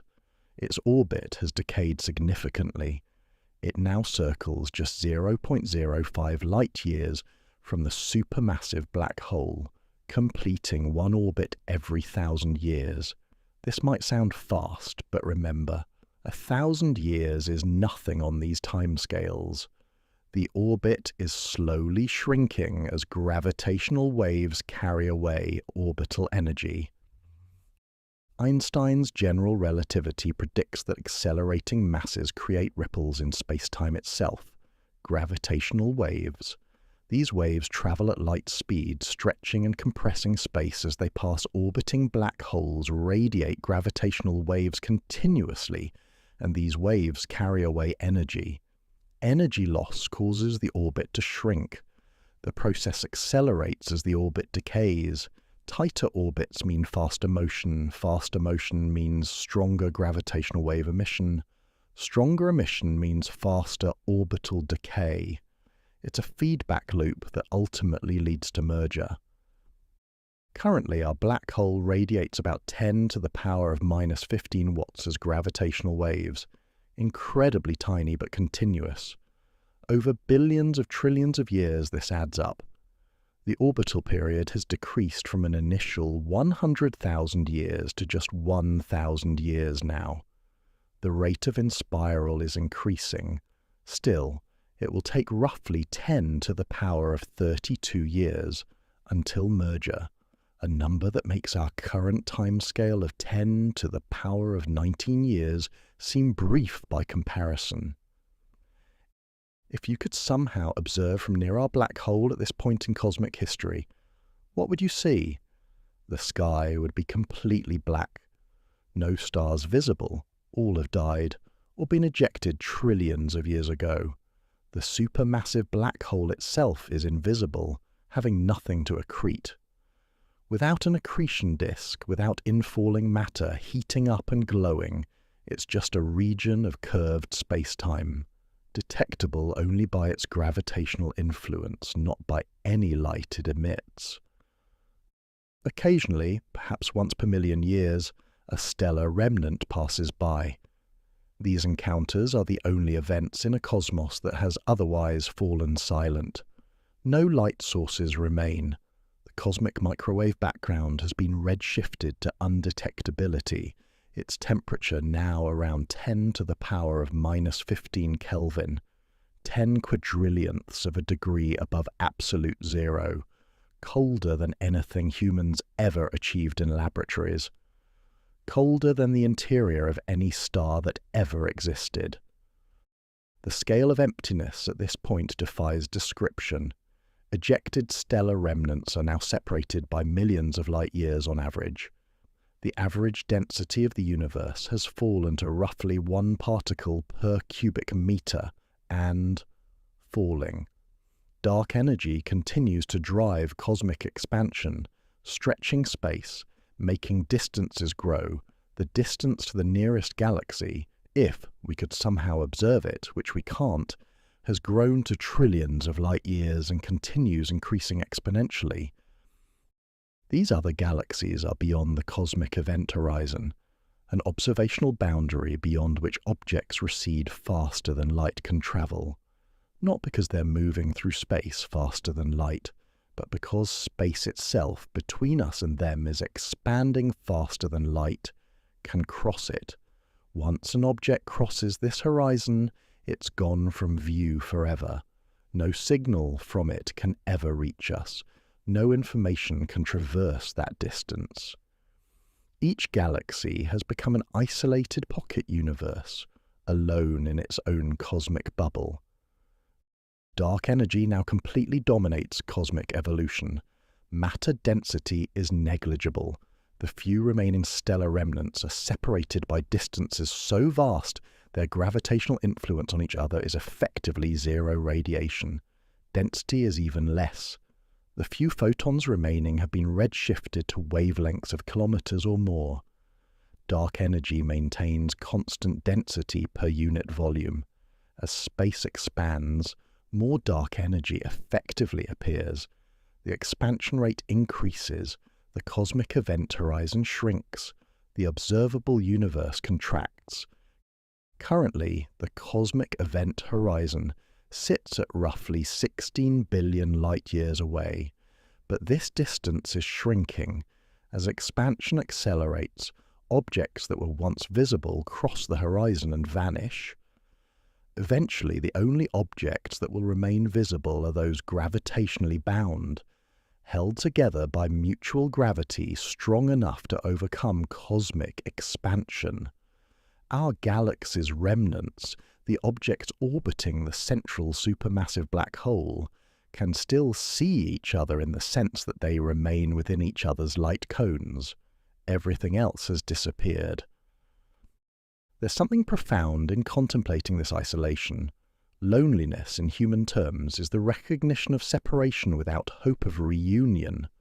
The ejected stellar remnants, white dwarfs, neutron stars, black holes, drift through expanding space, growing ever farther apart. If they had consciousness, they might remember a time when neighbors were close, when galaxies glowed, when the universe felt full. Now, each one is alone in darkness so complete that even the memory of light seems like a dream. The human parallel is striking. When Polynesian voyagers set out across the Pacific, they knew they might never see their home islands again. Some ships were blown off course, landing on new islands, founding new cultures, but forever separated from their origins. The stellar remnants are cosmic voyagers, flung into an ocean so vast that return is impossible, communication is impossible, even knowledge of each other's existence eventually fades into the expanding void. Buddhist philosophy teaches the concept of sunyata, emptiness or voidness. Not the absence of things, but the absence of inherent independent existence. All phenomena are interdependent, without intrinsic reality. Form is emptiness, emptiness is form. The universe is approaching literal physical sunyata space, vast and empty. Objects so separated they cannot interact. The interdependence that once defined galactic structure has dissolved. Each object approaches isolation so complete it might as well not exist to anything else. The web of relationships that gave meaning to position, to motion, to existence itself, that web has been torn apart by expansion. Does our black hole experience this isolation? Almost certainly not. It has no consciousness, no awareness, no sense of time passing, or companions lost. Yet we, following its journey, feel something. Perhaps we're projecting human emotions onto cosmic processes, or perhaps we're recognizing a truth about existence itself, that all things, given enough time and space, tend toward separation unless actively maintained by connection. Entropy applies not just to energy, but to relationships, to structure, to meaning itself. Our black hole's feeding is nearly over. Its last significant accretion event occurred roughly 10 to the power of 17 years ago, 100 million billion years in the past. When a white dwarf wandered too close and was tidally disrupted, matter spiraled inward, forming a brief accretion disk. X-rays flared for decades, witnessed by nothing in the empty cosmos. The black hole grew by 1 solar mass. Since then, nothing. The galaxy's matter has been ejected or consumed. Only tightly bound remnants remain, and these orbit too quickly to be captured easily. The black hole starves, existing on gravitational wave radiation alone. Everything is approaching the same temperature. The cosmic microwave background is 10 to the power of minus 15 Kelvin. White dwarfs that remain are 10 to the power of minus 15 Kelvin. Neutron stars are 10 to the power of minus 15 Kelvin. And brown dwarfs are 10 to the power of minus 15 Kelvin, while space itself is 10 to the power of minus 15 Kelvin. Only the black holes remain slightly warmer at 10 to the power of minus 9 Kelvin, but even they're cooling. When everything reaches the same temperature, no temperature gradients remain. No gradients means no energy flow. No energy flow means no events, no change, no time in any meaningful sense. The universe approaches thermal equilibrium, the heat death predicted by thermodynamics. Around 10 to the power of 34 years, if proton decay occurs, white dwarfs begin to evaporate. Atomic nuclei fall apart as protons decay into positrons and photons. Each decay releases a flash of gamma radiation. Electrons and positrons find each other and annihilate in bursts of light. These might be the universe's last natural light sources, brief flashes in the darkness, marking where solid matter once existed. Stellar remnants slowly dissolve over timescales of 10 to the power of 40 years. Eventually only radiation remains, and black holes. Black holes are immune to proton decay because matter behind the event horizon is sealed away from the outside universe. Our black hole after proton decay, if it occurs, remains essentially unchanged. Mass, still 70 solar masses. The protons that fell into it over the eons are gone, trapped behind the event horizon where physical laws as we understand them cease to apply. Now one of the only remaining massive objects in the galaxy, it orbits through a cloud of radiation and leptons, electrons, positrons, neutrinos, the debris of dissolved matter.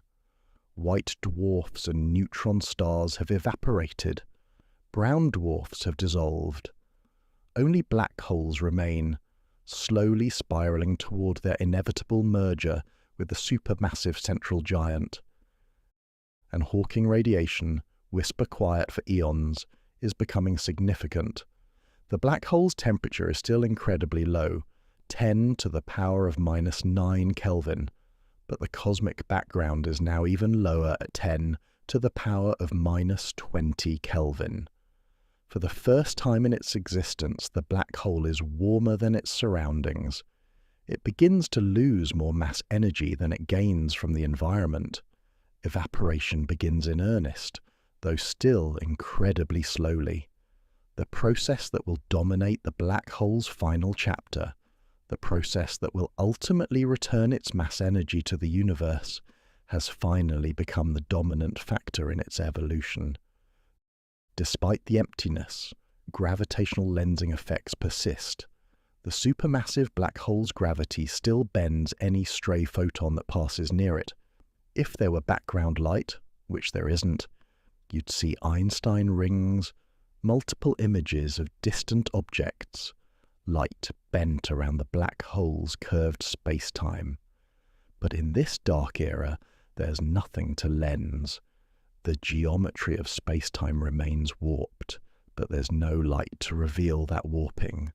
It's like having a perfectly polished mirror in a room with no light source. The mirror is there, functional, reflective, but nothing reflects. Throughout the galaxy's core, hundreds of stellar mass black holes orbit the supermassive center. All emit gravitational waves, all spiral inward through the same slow process affecting our companion. The combined emission creates a background hum of space-time ripples, frequencies between 10 to the power of -5 and 10 to the power of -10 hertz, far too low for human instruments to detect even if they existed. But the waves are there, carrying away orbital energy, contributing to the slow spiral that will eventually lead to merger. Our black hole has survived the death of stars, the evaporation of galaxies, possibly even the dissolution of matter itself. It has outlasted everything except other black holes, hundreds of them still orbiting the central supermassive giant, patient as ever. But now, after 10 to the power of 40 years of patience, after surviving longer than imagination allows, the black hole enters its final chapter. The universe has cooled below its temperature. The process that has been negligible for eons, Hawking radiation, begins to matter. The black hole's slow dissolution, its gentle return to the quantum foam from which space-time itself emerges, has begun. The age of isolation gives way to the age of evaporation. There's something poignant about watching something dissolve, ice melting in the sun, sugar crystals disappearing into tea, morning mist evaporating as the day warms. The process is gentle, gradual, inevitable. Our black hole, having existed longer than imagination allows, now begins its own gentle dissolution, not through violence or catastrophe, but through the quiet work of quantum mechanics, one particle at a time. We've mentioned Hawking radiation before, but now it's time to understand it deeply. The story begins with what appears to be empty space, but according to quantum mechanics, empty space isn't truly empty. It's seething with activity at scales far too small for any instrument to detect. Virtual particle pairs constantly appear from the quantum vacuum, an electron and a positron, a quark and an antiquark, two photons. They pop into existence from borrowed energy, courtesy of Heisenberg's uncertainty principle, which allows energy conservation to be violated for incredibly brief moments. Normally, these virtual pairs annihilate almost instantly, within about 10 to the power of -21 seconds, a trillionth of a second. The energy borrowed is repaid so quickly that the universe doesn't notice, so to speak. This happens everywhere, all the time, throughout all of space. The vacuum fluctuates constantly at quantum scales, particles appearing and disappearing in a ceaseless dance that underlies all of reality. But something special happens near black holes. Imagine a virtual particle pair appearing just outside the event horizon, that boundary from which nothing can escape. Before the pair can annihilate as usual, one particle falls across the horizon while the other escapes to infinity. The escape particle is now real. It needed energy to become permanent, to exist beyond its borrowed time. That energy comes from the black hole's mass. Einstein's famous equation tells us mass and energy are equivalent, interconvertible. The black hole loses a tiny amount of mass.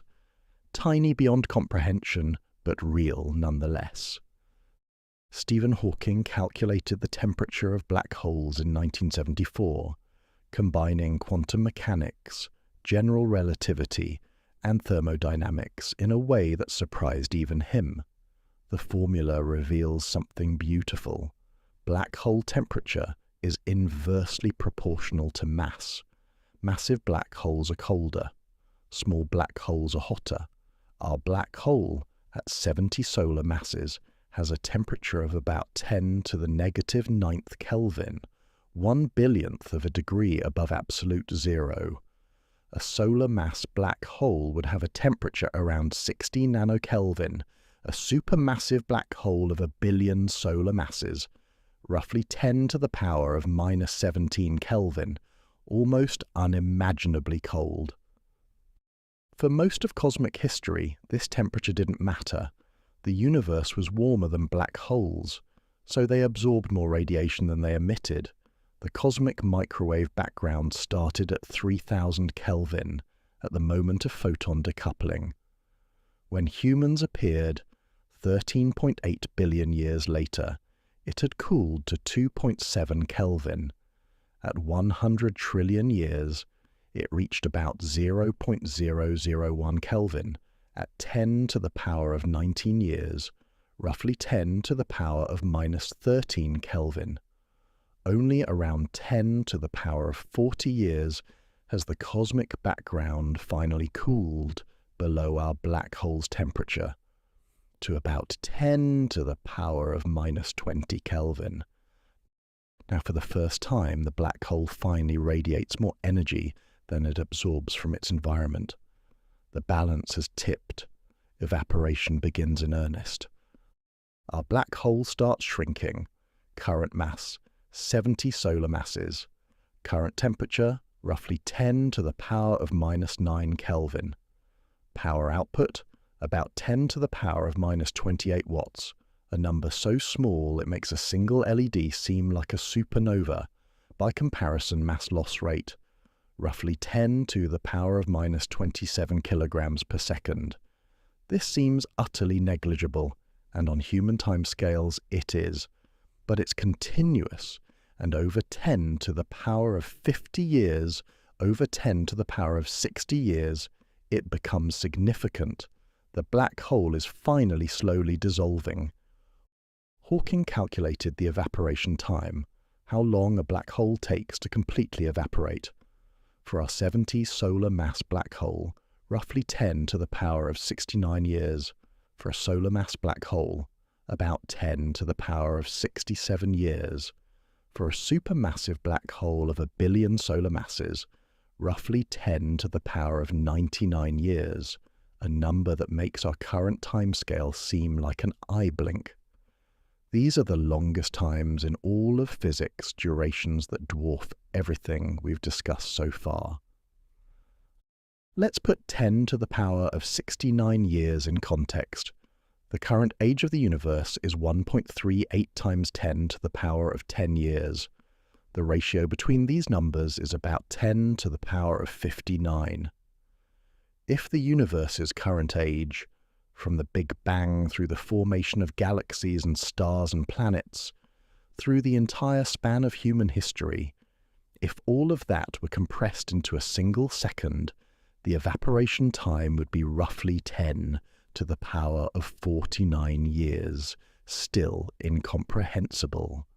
Another way to think about it, the number of seconds since the Big Bang is about 4 times 10 to the power of 17. The number of seconds until our black hole evaporates, about 3 times 10 to the power of 76. The ratio is still about 10 to the power of 59. The black hole has lived through less than a trillionth of a trillionth of a trillionth of a trillionth of a trillionth of its lifetime so far. What does Hawking radiation actually look like? It's not special radiation. It's thermal radiation, the same kind emitted by any warm object, photons of various wavelengths, with a spectrum determined by the black hole's temperature. For our black hole at 10 to the power of minus 9 Kelvin, the peak wavelength is enormous. Radio waves with wavelengths of thousands of kilometers, longer than Earth's diameter. Occasionally, higher energy photons appear, visible light, ultraviolet, even gamma rays, following the thermal distribution. The black hole also emits massive particles, though rarely, electrons, positrons, neutrinos, Even more rarely, if the black hole were hot enough, heavier particles might emerge. The spectrum follows Planck's black body distribution, the same curve that describes light from cooling metal or from stars. A black hole is, thermodynamically speaking, a hot object cooling by radiation.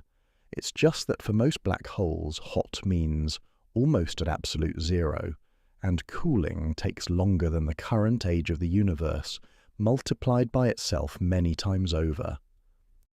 As the black hole loses mass, its temperature increases. This creates a runaway process, a feedback loop that defines the black hole's final chapter. Higher temperature means faster evaporation. Faster evaporation means faster mass loss. Faster mass loss means higher temperature. The black hole starts slow, spending the vast majority of its lifetime barely changing. Then, in its final moments, still measured in billions of years, the process accelerates dramatically until the ending comes almost suddenly. The timeline divides into phases. Phase 1, slow evaporation, spanning from 10 to the power of 40 years to roughly 10 to the power of 68 years. During this vast era, the black hole shrinks from 70 solar masses down to about 2 solar masses. Its temperature increases from 10 to the power of minus 9 Kelvin to 10 to the power of minus 7 Kelvin. It's still emitting long radio waves, wavelengths of hundreds or thousands of kilometers. The process appears steady, imperceptibly slow. If you could somehow watch for 1 billion years, an impossibly long time by any human measure, nothing would seem to happen. The black hole appears static, unchanging, but quantum mechanics is patient, and the work continues. Phase 2, noticeable evaporation, from 10 to the power of 68 to 10 to the power of 69 years. Mass decreases from 2 solar masses to 0.1 solar masses. Temperature rises to 10 to the power of minus 6 Kelvin. The evaporation rate increases noticeably, though noticeably here is relative. It's still incredibly slow by human standards. The wavelength of peak emission shortens to hundreds of meters, still far too long for human-scale detection. The black hole is visibly shrinking. If anything existed to watch the event horizon, contracts from hundreds of kilometers to just tens of kilometers across.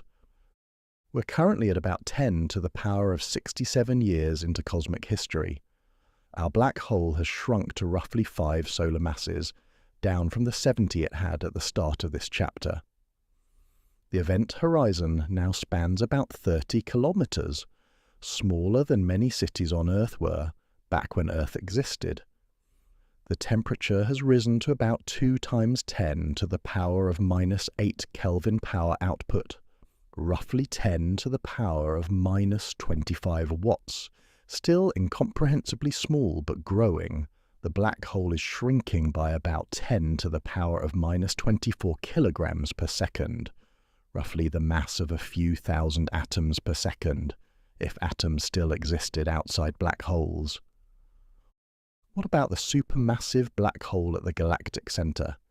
It's still there, patient as ever. 100 million solar masses. Its temperature, about 10 to the power of minus 17 Kelvin, far colder than our black hole, its evaporation time. Roughly 10 to the power of 99 years. That's a 1 followed by 99 zeros, a number that makes forever seem like an understatement. Our black hole will be gone, completely evaporated, long before the supermassive hole has even noticeably started shrinking.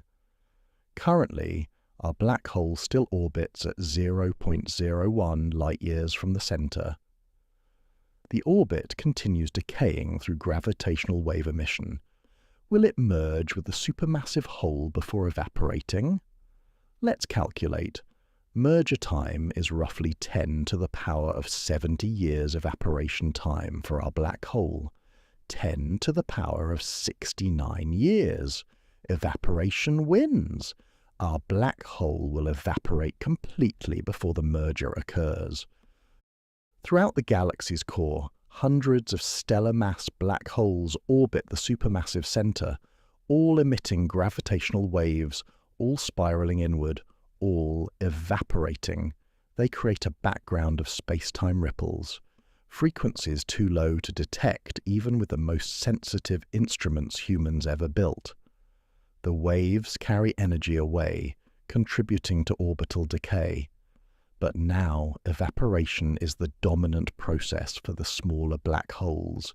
Gravitational wave emission matters, but Hawking radiation matters more. Let's witness a merger event, one of the last dramatic occurrences in this quiet era. Two stellar mass black holes have been orbiting each other as a binary system for 10 to the power of 67 years, slowly spiraling inward through gravitational wave emission. Now they're separated by just 100 kilometers, orbiting each other hundreds of times per second. The gravitational wave emission at this point is tremendous, more power than all the starlight in the original universe combined, though it's purely gravitational, not electromagnetic. No light, no heat, just space-time rippling. The final moments arrive. The black holes orbit thousands of times per second. Their event horizons touch, merge.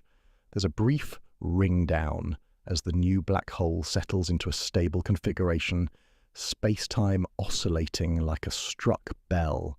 The resulting black hole has slightly less mass than the sum of its parents. The missing mass radiated away as gravitational waves during the merger. It's the most energetic event in the current universe. Yet it's witnessed by nothing, produces no light, no flash of any kind, only gravitational waves rippling through empty space. Our black hole's loneliness continues. Let's personify again, acknowledging that it has no consciousness, no feelings, no awareness. But we, following its journey, can reflect it has existed for 10 to the power of 67 years, a number we can write but cannot truly comprehend. It witnessed the death of every star. It outlived matter itself. If proton decay occurred, it has seen other black holes merge and evaporate. It's slowly spiraling toward the supermassive center, but evaporation will claim it first. Its journey will end alone, in the void, quantum mechanically dissolving, particle by particle. There's something both terrifying and comforting about the black hole's impermanence. In thermodynamics, energy can be neither created nor destroyed, only transformed. The black hole's mass energy is returning to the universe from which it came. For 10 to the power of 67 years, that energy was locked away, trapped behind an event horizon, sequestered from the rest of reality. Now, slowly, it's being released, transformed into thermal radiation that spreads through space, joining the thin bath of photons that constitutes the universe's remaining energy. Buddhist philosophy teaches that all conditioned things are impermanent, anicca, one of the three marks of existence. Whatever has the nature to arise will also pass away. This applies to everything, from mayflies to mountains, from thoughts to civilizations, and yes, even to black holes. The black hole seemed permanent. It survived 10 to the power of 67 years. But quantum mechanics knew better. Even the universe's most enduring structures are temporary patterns in the quantum foam, eventually dissolving back into the potential from which they emerged. The Greek philosopher Heraclitus said, "Everything flows, nothing stands still, and you cannot step into the same river twice." The black hole is a river of space-time appearing solid but actually dynamic. Particles fall in over the eons. Hawking radiation streams out, particle by particle. The black hole at this moment is not the same black hole as at its birth. Its matter has been completely replaced by quantum exchange over 10 to the power of 67 years. The pattern persists, but the substance is ever changing. Imagine a sandcastle on a beach. Waves lap at its base, each wave removing a few grains of sand. At first, the castle seems permanent, solid, unchanging, but grain by grain, wave by wave, it diminishes. Eventually, only a slight mound remains, then just a depression in the sand. Then even that smooths over. The black hole is that sandcastle, and Hawking radiation is the tide. The tide is patient. It doesn't hurry, but it never stops either. A deep question emerges from black hole evaporation: the information paradox. Quantum mechanics says information cannot be destroyed. It's a fundamental principle. But what happens to the information that falls into a black hole? The quantum state of every particle, every atom, every photon that ever crossed the event horizon. Where does that information go? If the black hole evaporates completely, radiating away as thermal Hawking radiation, where did the information go? Is it encoded somehow in the radiation, through quantum correlations too subtle for us to detect? Is it preserved in space-time curvature? Or does black hole evaporation actually destroy information, requiring us to revise quantum mechanics? Several possible resolutions exist.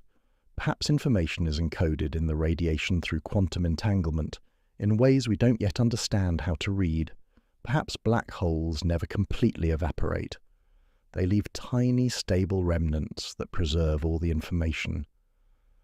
Perhaps the information is released in the final explosion, if there is one. Perhaps it escapes through quantum tunneling or wormholes to other universes. Or perhaps the holographic principle is correct. All information was actually encoded on the event horizon surface all along, never truly inside the black hole at all. Most physicists believe information is preserved somehow, though the mechanism remains unclear. The Hawking radiation might be subtly correlated in ways that encode everything that ever fell in. The correlations would be scrambled beyond any practical recovery, but theoretically present. It's like burning a book. The information isn't destroyed, it's just dispersed into smoke and ash and heat in ways that are effectively impossible to reconstruct, but theoretically still there. Our black hole contains the quantum information of everything that fell into it over 10 to the power of 67 years. The original star that collapsed to form it. Every particle that crossed the horizon since, gas, dust, possibly even the remains of planets or asteroids. If any life ever evolved in this galaxy, and given the galaxy's 10 trillion years of active star formation, it seems probable. Perhaps some of that life's remnants fell in, all of it compressed into the black hole's quantum state, now being slowly released as thermal radiation. Will that information be recoverable? Almost certainly not. It's scrambled beyond any conceivable decoding. But the universe doesn't forget, even if no one remembers. If you could hover near our black hole right now, at 10 to the power of 67 years into cosmic history, what would you see? You'd see nothing, no light except the faint Hawking radiation, which at wavelengths of kilometers is far too long to perceive. The black hole is invisible. You'd detect it only gravitationally. The space-time curvature around you, tidal forces if you approach too close. But otherwise, perfect darkness.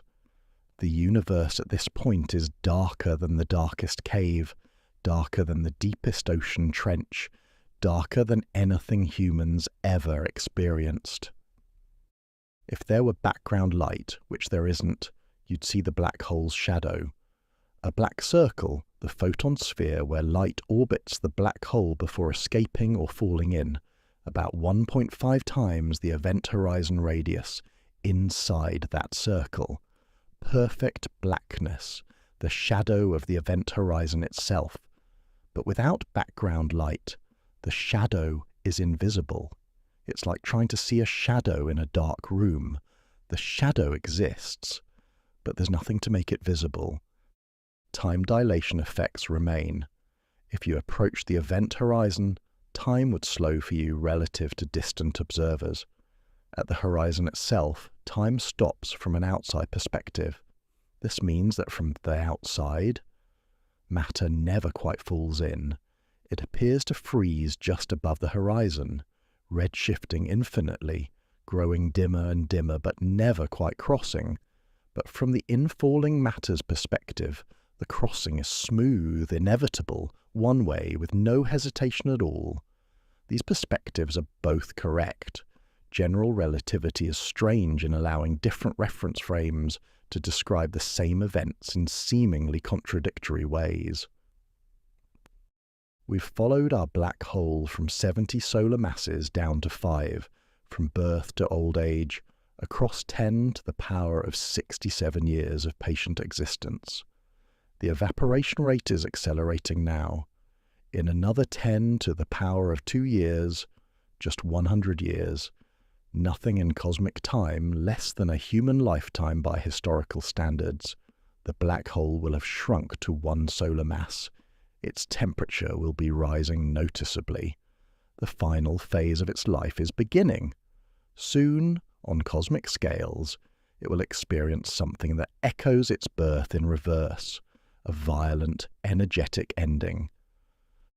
But unlike its birth in fire and fusion, in the collapse of a star and the explosion of a supernova, this ending will be quantum mechanical, solitary, quiet. The patient fade of existence returning to potential, the gentle dissolution of structure back into probability. Let's witness the final moments. There's a moment in every ending when acceleration begins, when what was gradual becomes sudden, when the long goodbye becomes the final breath. Our black hole, having existed for 10 to the 69th power years, now enters its final century. The evaporation that was imperceptibly slow for eons becomes rapid, then explosive, then overwhelming. We're about to witness the last light in the universe, the final photons of radiation before eternal darkness. Our black hole currently has a mass of 1 solar mass, the same mass as our Sun, which once illuminated Earth and made life possible. The event horizon spans just 3 kilometers across. Temperature sits at 60 nanokelvin. Time remaining, approximately 100 years. The runaway begins. As mass decreases, temperature increases inversely. Halve the mass, double the temperature. This creates the feedback loop that defines these final moments. What took 10 to the power of 69 years to begin will complete in less than a human lifetime would have been. The first 90 years pass in what feels like silence. The black hole shrinks from 1 solar mass to 1/10 of that. The event horizon contracts from 3 kilometers to 300 meters. Temperature rises from nanokelvin to microkelvin. To an observer, if any existed, it would still appear nearly static, changing on timescales of months and years rather than eons, but the exponential curve is steepening. The acceleration is building. By year 99, the changes become dramatic. The mass has fallen to just 5 Jupiter masses. The event horizon spans 15 meters. The size of a small house temperature has climbed to 10 microkelvin. The black hole is shrinking visibly now, month by month, week by week. The feedback loop engages fully. The final year arrives. The black hole crosses thresholds it took eons to approach, now traversing them in weeks. The event horizon shrinks from 15 meters to 15 centimeters over 12 months. The temperature rises 100-fold. The radiation shifts from kilometer-long radio waves to meter-long FM frequencies. If radio telescopes still existed, if anyone was listening, they might detect this faint signal from across the empty cosmos. The final month begins, and here the acceleration becomes visible on human timescales. The event horizon contracts from coin-sized to hair-width thin. Temperature climbs from millikelvin toward full Kelvin. The wavelength shortens from meters to micrometers. The black hole begins radiating infrared. 1 week remains. The event horizon measures just microns across, smaller than cells once were. The temperature reaches a fraction of a degree above absolute zero, and then the final day arrives. This is the last object in the universe that can change. Everything else has reached equilibrium, cold, silent, static, eternal. The stellar remnants cooled to background temperature trillions of years ago. The cosmic microwave background faded beyond detection. Dark energy continues stretching space, but space itself is changeless. Only this fading ember remains, the last dynamic structure, the final thing capable of transformation. Once, 10 to the power of 69 years ago, a star collapsed to create this object. That was an era of fire and violence, fusion burning, supernova exploding, gas clouds colliding, galaxies blazing with 10 trillion suns. That era is impossibly distant now, separated from this moment by a gulf of time so vast it makes eternity seem brief. But the black hole remembers. In a sense, the mass energy that forms it came from that stellar collapse. And now that energy begins its final return. The final day. The black hole now has a mass of 10 to the power of 23 kilograms.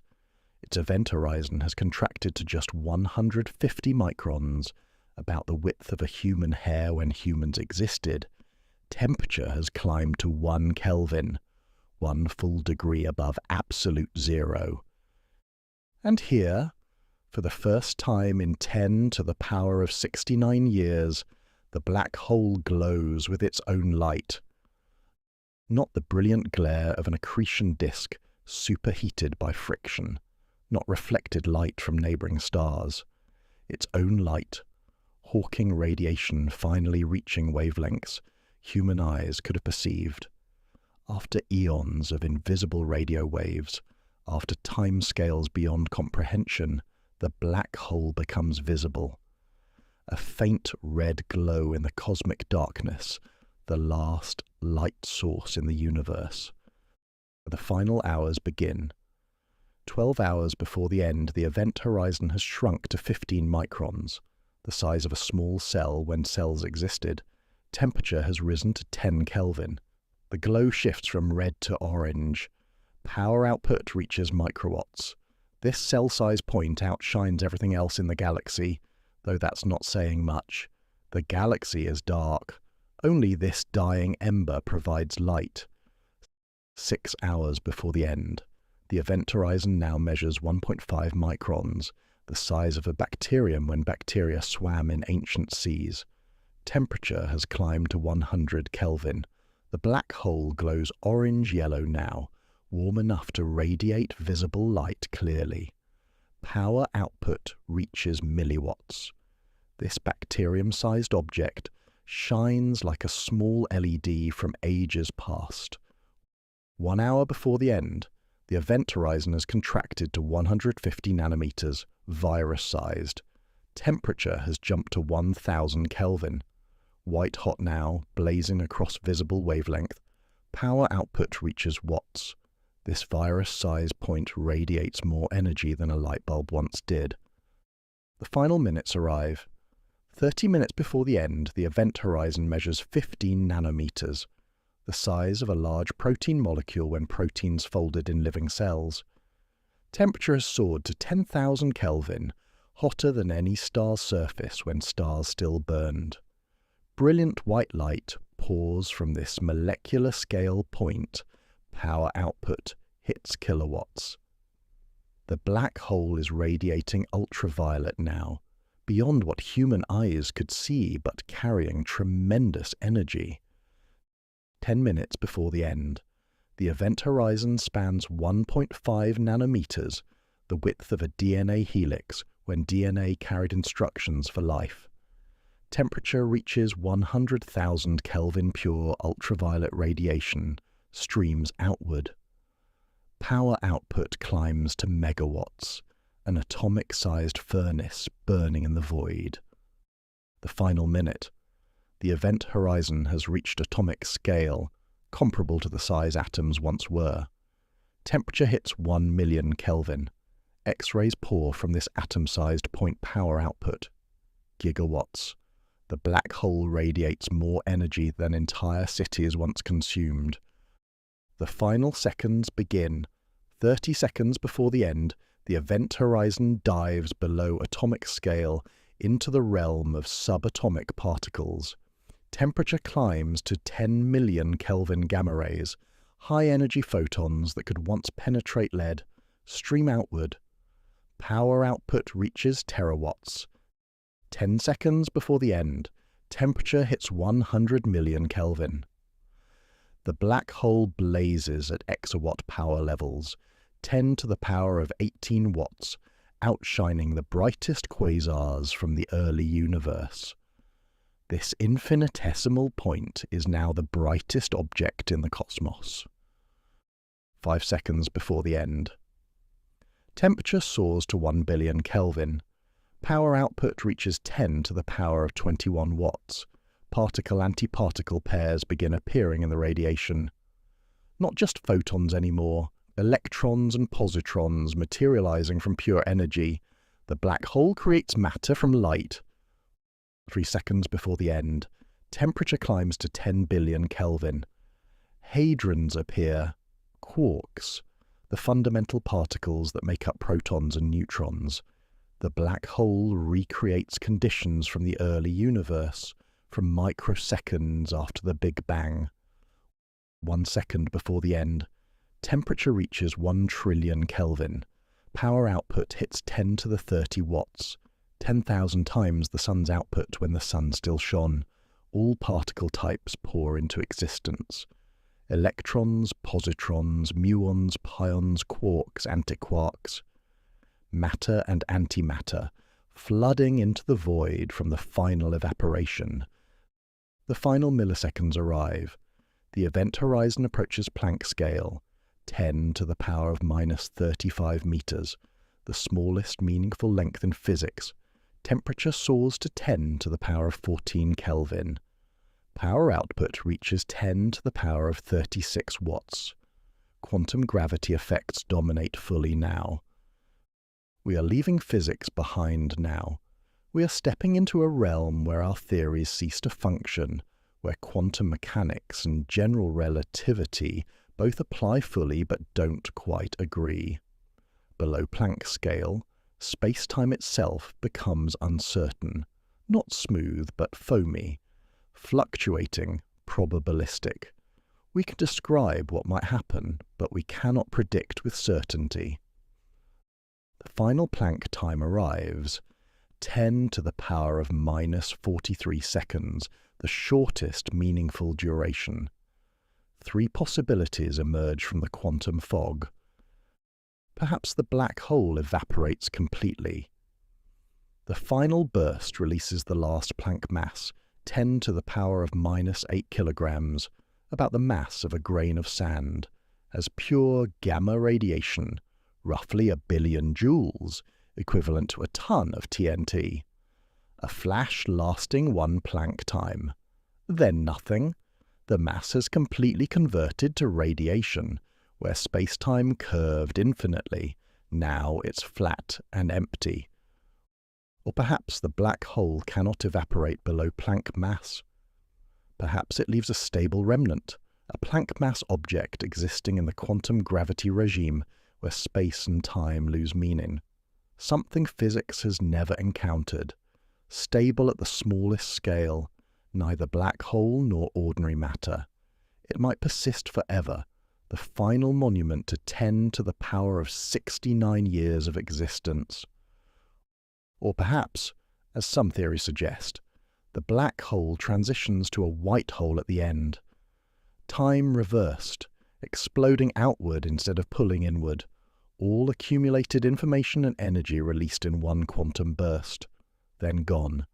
highly speculative, but quantum gravity might allow such transformations. From outside, if anything existed to observe, a light curve rising over decades, accelerating over weeks, exponential in the final hours, peak brightness, 10 to the power of 36 watts, for 10 to the power of minus 43 seconds, all wavelengths simultaneously, radio to gamma rays. The final burst, pure Planck energy photons, the highest possible frequency. After the burst, an expanding sphere of radiation, photons at light speed carrying one solar mass of energy, completely converted from matter to light. Gamma rays, X-rays, ultraviolet, visible, infrared, radio, all frequencies in the expanding shell, growing dimmer as energy disperses across ever larger volumes. And then silence. Where the black hole was, nothing. No mass, no curvature, no event horizon. Just flat, empty space-time. The black hole has returned to vacuum. The journey is complete. There's something both terrifying and comforting about this dissolution. The black hole's mass energy is returning to the universe from which it came. For 10 to the power of 69 years, the energy was locked away, trapped behind an event horizon, sequestered from reality. Now it's released, transformed into thermal radiation spreading through space. Buddhist philosophy teaches that all conditioned things are impermanent, anicca. Whatever arises must pass away. This applies to mayflies and mountains, thoughts and civilizations, and yes, even to black holes. The black hole seemed permanent. It survived 10 to the power of 69 years. But quantum mechanics knew better. Even the universe's most enduring structures are temporary patterns, eventually dissolving back into the potential from which they emerged. The Greek philosopher Heraclitus said, "Everything flows, nothing stands still, and you cannot step into the same river twice." The black hole was a river of space-time, appearing solid but actually dynamic.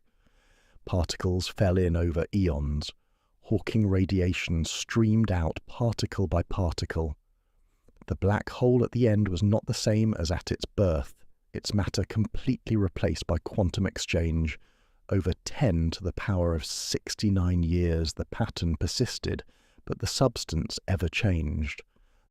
Lao Tzu wrote, "The Tao gives birth to one, one gives birth to two, two gives birth to three, three gives birth to all things, and all things return to the Tao." The black hole emerged from the quantum vacuum, the underlying reality. It existed as a distinct pattern for 10 to the power of 69 years. Now it returns to undifferentiated energy, rejoining the Tao from which it came. A star collapsed 10 to the power of 69 years ago in fire and violence, creating this black hole in less than a second. Now, in quantum whispers, in patience beyond comprehension, that same energy returns to space. Nothing was created, nothing destroyed, only transformation. The universe's energy playing different forms across timescales that dwarf eternity. The black hole was a temporary pattern, a persistent eddy in the cosmic flow. But even the most persistent patterns eventually dissolve. In the entire observable universe, roughly 100 million stellar mass black holes existed in our galaxy before evaporation scattered its remnants. All will evaporate between 10 to the power of 67 and 10 to the power of 69 years, depending on mass. Each one a brief candle in the darkness, brief by cosmic standards, each one returning its mass to the universe, converting matter back to light.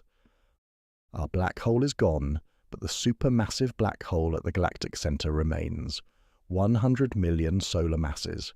Temperature, 10 to the power of minus 17 Kelvin evaporation time, 10 to the power of 99 years. It has roughly 10 to the power of 30 years left to exist. When it finally evaporates, it will produce the last light, the final event in this galaxy's history. After our black hole's evaporation, the universe contains scattered photons from evaporations, stretched by expansion to wavelengths of light years, particles, electrons and positrons, if proton decay occurred, neutrinos from decay processes, gravitational waves from ancient mergers, stretched to infinite wavelength dark energy driving continued expansion, and supermassive black holes still evaporating but barely begun. These will be the last structures, dissolving in timescales of 10 to the power of 99 years. The last light fades. Photons from the final burst speed through expanding space, growing dimmer as energy disperses across larger volumes, redshifting toward infinite wavelength, spreading through an ever larger cosmos, growing colder, fainter, more diluted, eventually stretched beyond detection, beyond meaning, joining the background radiation, a thin, cold bath of photons that were once stars, planets, black holes, galaxies, all dissolved into light. Our journey with our companion is complete. We followed a single black hole for 10 to the power of 69 years, longer than minds can grasp, longer than all stories, longer than stars burn and galaxies shine. We watched it form in violence born from stellar death. We watched it grow through accretion. We watched it survive the death of everything, stars, galaxies, perhaps matter itself. And finally, we watched it dissolve in a brief, brilliant flash, the last significant light in a universe grown dark. It was our companion through deep time, our connection in a cosmos growing ever colder and emptier. Now it's gone, returned to light, returned to energy, returned to the quantum foam from which space-time emerges. The pattern is dissolved, the structure simplified, and we must continue without our companion into a universe even stranger and quieter than what came before. The darkness deepens. Where once a black hole warps space-time, now only flat geometry remains. The photons from its final burst race outward at light speed, growing dimmer with each passing moment, redshifting as space expands, becoming radio waves, then longer, then undetectable, joining the thin bath of radiation that fills the expanding void. We followed a single black hole for 10 to the power of 69 years, longer than the human mind can truly grasp, longer than all the stories ever told, longer than stars burn and galaxies shine. We watched it form in violence, born from the collapse of a massive star. We watched it grow through accretion, feeding on gas and dust and the occasional wandering star. We watched it survive the death of everything around it, the last red dwarfs fading, galaxies evaporating, matter itself perhaps dissolving through proton decay, and finally we watched it dissolve in a brief, brilliant flash of quantum radiation. It was our companion through deep time, a connection point in a universe growing ever colder and emptier. Black holes are not eternal, though they come closer than anything else in nature. Through Hawking radiation, the gentle quantum process where virtual particles at the event horizon become real, even these most enduring structures eventually evaporate. The process takes 10 to the power of 67 to 10 to the power of 99 years, depending on mass, but it's inevitable. Nothing escapes entropy's patient work, even structures that warp space-time itself, that trap light and bend reality, must eventually return to the quantum foam from which they emerged. But our journey through deep time isn't over. The black hole is gone, but the universe continues. What happens now, in the wake of the last black hole's evaporation? What does the cosmos look like when even these final monuments have crumbled? The supermassive black holes remain, those giants at galactic centres, still evaporating but barely begun. They have 10 to the power of 99 years ahead of them, timescales that make our black hole's lifetime seem like a brief candle. When they finally evaporate, they will be the last light, the final events in their galaxy's histories. But that story spans timescales even deeper than what we've explored tonight. Beyond that lies the Dark Era, an age measured not in trillions of years, but in timescales that make our black hole's journey seem brief. An era where the universe will spend more time in near-perfect equilibrium than it's spent in all previous eras combined, where quantum fluctuations become the only events, where the very concept of event loses meaning. The black hole taught us about patience, about persistence, about the nature of endings. It showed us that even the seemingly eternal is temporary, that all structures, no matter how massive, how warped in space-time, how absolute their dominion, eventually return to the quantum foam from which they came. In its 10 to the power of 69-year journey from birth to dissolution, we witness transformation on the grandest scale possible. If you'd like to continue this journey with me, into the universe after black holes, into the silence that follows the final light, there are deeper explorations ahead. For now, rest well, dream of deep time, and remember, we are living in the universe's bright age, when stars still shine and complexity still flourishes. The far future may be dark, but our present moment, fleeting as it is in cosmic context, is ablaze with light and wonder. The darkness deepens, and in that silence the next chapter waits.